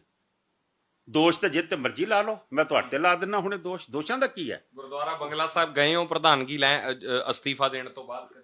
ਬੜੀ ਵਾਰੀ, ਹਮੇਸ਼ਾ ਜਾਣਾ। ਹਾਜ਼ਰ ਨਾਜ਼ਰ ਹੋ ਕੇ ਕਹਿ ਸਕਦੇ ਹੋ ਉੱਥੇ ਕਿ ਤੁਸੀਂ ਰੁਪਈਆ ਨਹੀਂ ਖਾਦਾ? ਬਿਲਕੁਲ ਕਹਿ ਸਕਦਾ ਵਾਂ, ਬਿਲਕੁਲ ਕਹਿ ਸਕਦਾ ਵਾਂ। ਮੈਂ ਸਮਝਦਾ ਵਾਂ ਕਿ ਜਿਹੜੀ ਚੀਜ਼, ਇਹ ਵੀ ਦੋਸ਼ ਲਾਇਆ ਕਿ ਮਨਜੀਤ ਸਿੰਘ ਤਾਂ ਗੁਰਦੁਆਰੇ ਨਹੀਂ ਵੜਦਾ। ਮੈਂ ਤਾਂ ਹਮੇਸ਼ਾ ਗੁਰਦੁਆਰੇ ਦੇ ਵਿੱਚ ਜਾਂਦਾ ਵਾਂ, ਆਪਣੇ ਪਾਠ ਵੀ ਰੱਖਦਾ ਵਾਂ, ਭੋਗ ਵੀ ਪਵਾਉਂਦਾ ਵਾਂ। ਕਿ ਬੜੇ ਦੋਸ਼ ਮੈਂ ਇਹਨਾਂ ਤੇ ਲਗਾ ਸਕਦਾ। ਸਭ ਤੋਂ ਵੱਡੀ ਗੱਲ ਹੈ, ਮੈਂ ਛੱਡ ਆਇਆ ਨਾ। ਮੇਰੇ ਤੇ ਤੁਸੀਂ FIR ਕਰ ਲਈ ਨਾ, ਨਕਲੀ ਕਾਗਜ਼ ਬਣਾ ਕੇ ਦੇ ਦਿੱਤੇ ਨਾ, ਤੇ ਅੱਜ ਤੱਕ ਮੈਨੂੰ ਤਾਂ ਨਹੀਂ ਕੋਈ ਸਾਬਤ ਕਰ ਸਕੇ। ਪੁਲਿਸ ਨੇ ਕਲੋਜ਼ਰ ਰਿਪੋਰਟ ਫਾਈਲ ਕਰ ਦਿੱਤੀ। ਤੁਹਾਡੇ ਤੇ FIR ਹੋਈ, ਤੁਸੀਂ ਕਿਉਂ ਨਹੀਂ ਅਸਤੀਫਾ ਦਿੱਤਾ? ਪਰਮਾਤਮਾ ਨਤਾਰਾ ਕਰੂਗਾ, ਜੇ ਤੁਸੀਂ ਗਲਤ ਹੋ ਤੁਹਾਡਾ, ਜੇ ਉਹ ਗਲਤ ਨੇ ਉਹਨਾਂ ਦਾ। 100% ਕਰੂਗਾ, 100% ਕਰੂਗਾ। ਔਰ ਮੈਂ ਇਹ ਸਿਆਸਤ ਛੋੜ ਕੇ ਘਰ ਬਹਿ ਗਿਆ ਸੀ, ਕਿਉਂਕਿ ਮੇਰੇ ਦਿਲ ਨੂੰ ਤਕਲੀਫ ਹੋਈ ਕਿ ਜਥੇਦਾਰ ਜੀ ਨੂੰ ਗੋਲੀ ਮਾਰੀ ਗਈ ਔਰ ਮੇਰੇ ਉੱਤੇ ਦੋਸ਼ ਲਾਏ ਗਏ, ਜਿਸ ਨੇ ਕੌਮ ਲਈ ਆਪਣੀ ਪਰਵਾਹ ਨਹੀਂ ਕੀਤੀ। ਜੇ ਮੈਂ ਅੱਜ ਇਹ ਰਾਜੀਵ ਗਾਂਧੀ ਵਾਲਾ ਇੰਸਟੈਂਸ ਕਿਸੇ ਨੂੰ ਨਹੀਂ ਪਤਾ, ਅੱਜ ਮੈਂ ਤੁਹਾਡੇ ਕੋਲ ਦੱਸਦਾ ਪਿਆ। ਮੈਂ ਇਹ ਸਮਝਦਾ ਵਾਂ ਕਿ ਮੈਨੂੰ ਅਫਸੋਸ ਵੀ ਸੀਗਾ ਕਿ ਐਡਾ ਮੇਰੇ ਨਾਲ ਇਹਨਾਂ ਨੇ ਜ਼ਲੀਲ ਕੀਤਾ, ਮੈਨੂੰ ਮੇਰੇ ਨਾਲ ਬੁਰਾ ਹਾਲ ਕੀਤਾ। ਲੇਕਿਨ ਜਦੋਂ ਇਹ ਨਹੀਂ ਬਾਜ ਆਏ ਤੇ ਫਿਰ ਮੈਂ ਸੋਚਿਆ ਕਿ ਮੈਨੂੰ ਇੱਕ ਵਾਰੀ ਲੜਨਾ ਚਾਹੀਦਾ, ਇਹਨਾਂ ਨੂੰ ਐਕਸਪੋਜ਼ ਕਰਨਾ ਚਾਹੀਦਾ। ਔਰ ਮੈਂ ਲੜਿਆ ਵਾਂ। ਅੱਜ ਮੈਂ ਮੈਦਾਨ ਦੇ ਵਿੱਚ ਆ। ਸਭ ਤੋਂ ਵੱਡੀ ਤਾਂ ਕਚਹਿਰੀ ਸੰਗਤ ਦੀ ਆ ਨਾ। 25 ਨੂੰ ਵੋਟਾਂ ਸੀ, ਚਲੇ ਗਈਆਂ, 15 ਦਿਨ ਬਾਅਦ ਪੈ ਜਾਣਗੀਆਂ, ਪਤਾ ਲੱਗ ਜਾਊਗਾ ਕਿੰਨੇ ਪਾਣੀ 'ਚ ਕੌਣ ਹੈਗਾ ਵਾ। ਸੋ ਇਸ ਕਰਕੇ ਹਮੇਸ਼ਾ ਕੌਮ ਦੇ ਨਾਲ ਰਹੇ ਹਾਂ, ਪੰਥ ਦੇ ਨਾਲ ਰਹੇ ਹਾਂ। 70 ਸਾਲਾਂ 'ਚ ਕਿਸੇ ਨਾ ਗ੍ਰੰਥ ਨਾਲ ਗਦਾਰੀ ਕੀਤੀ, ਨਾ ਕੌਮ ਨਾਲ ਗਦਾਰੀ ਕੀਤੀ, ਨਾ ਆਪਣੇ ਲਈ ਕੋਈ ਕੋਟਾ ਪਰਮਿਟ ਲਾਇਸੈਂਸ ਜਾਂ ਵਜ਼ੀਰੀ ਲਈ। ਸੋ ਇਸ ਕਰਕੇ ਸੰਗਤ ਤੇ ਭਰੋਸਾ ਹੈ, ਉਸ ਭਰੋਸੇ ਤੇ ਕੰਮ ਕਰਦੇ ਹਾਂ। ਬਹੁਤ ਧੰਨਵਾਦ ਸਮਾਂ ਦੇਣ ਵਾਸਤੇ। Thank you. ਸਤਿ ਸ਼੍ਰੀ ਅਕਾਲ। ਸੋ ਮਨਜੀਤ ਸਿੰਘ ਜੀਕੇ ਹੋਣਾ ਨਾਲ ਡਿਟੇਲ 'ਚ ਬਹੁਤ ਸਾਰੇ ਪਹਿਲੂਆਂ ਦੇ ਉੱਤੇ, ਇਤਿਹਾਸ ਦੇ ਉੱਤੇ ਵੀ ਅੱਜ ਚਰਚਾ ਹੋਈ।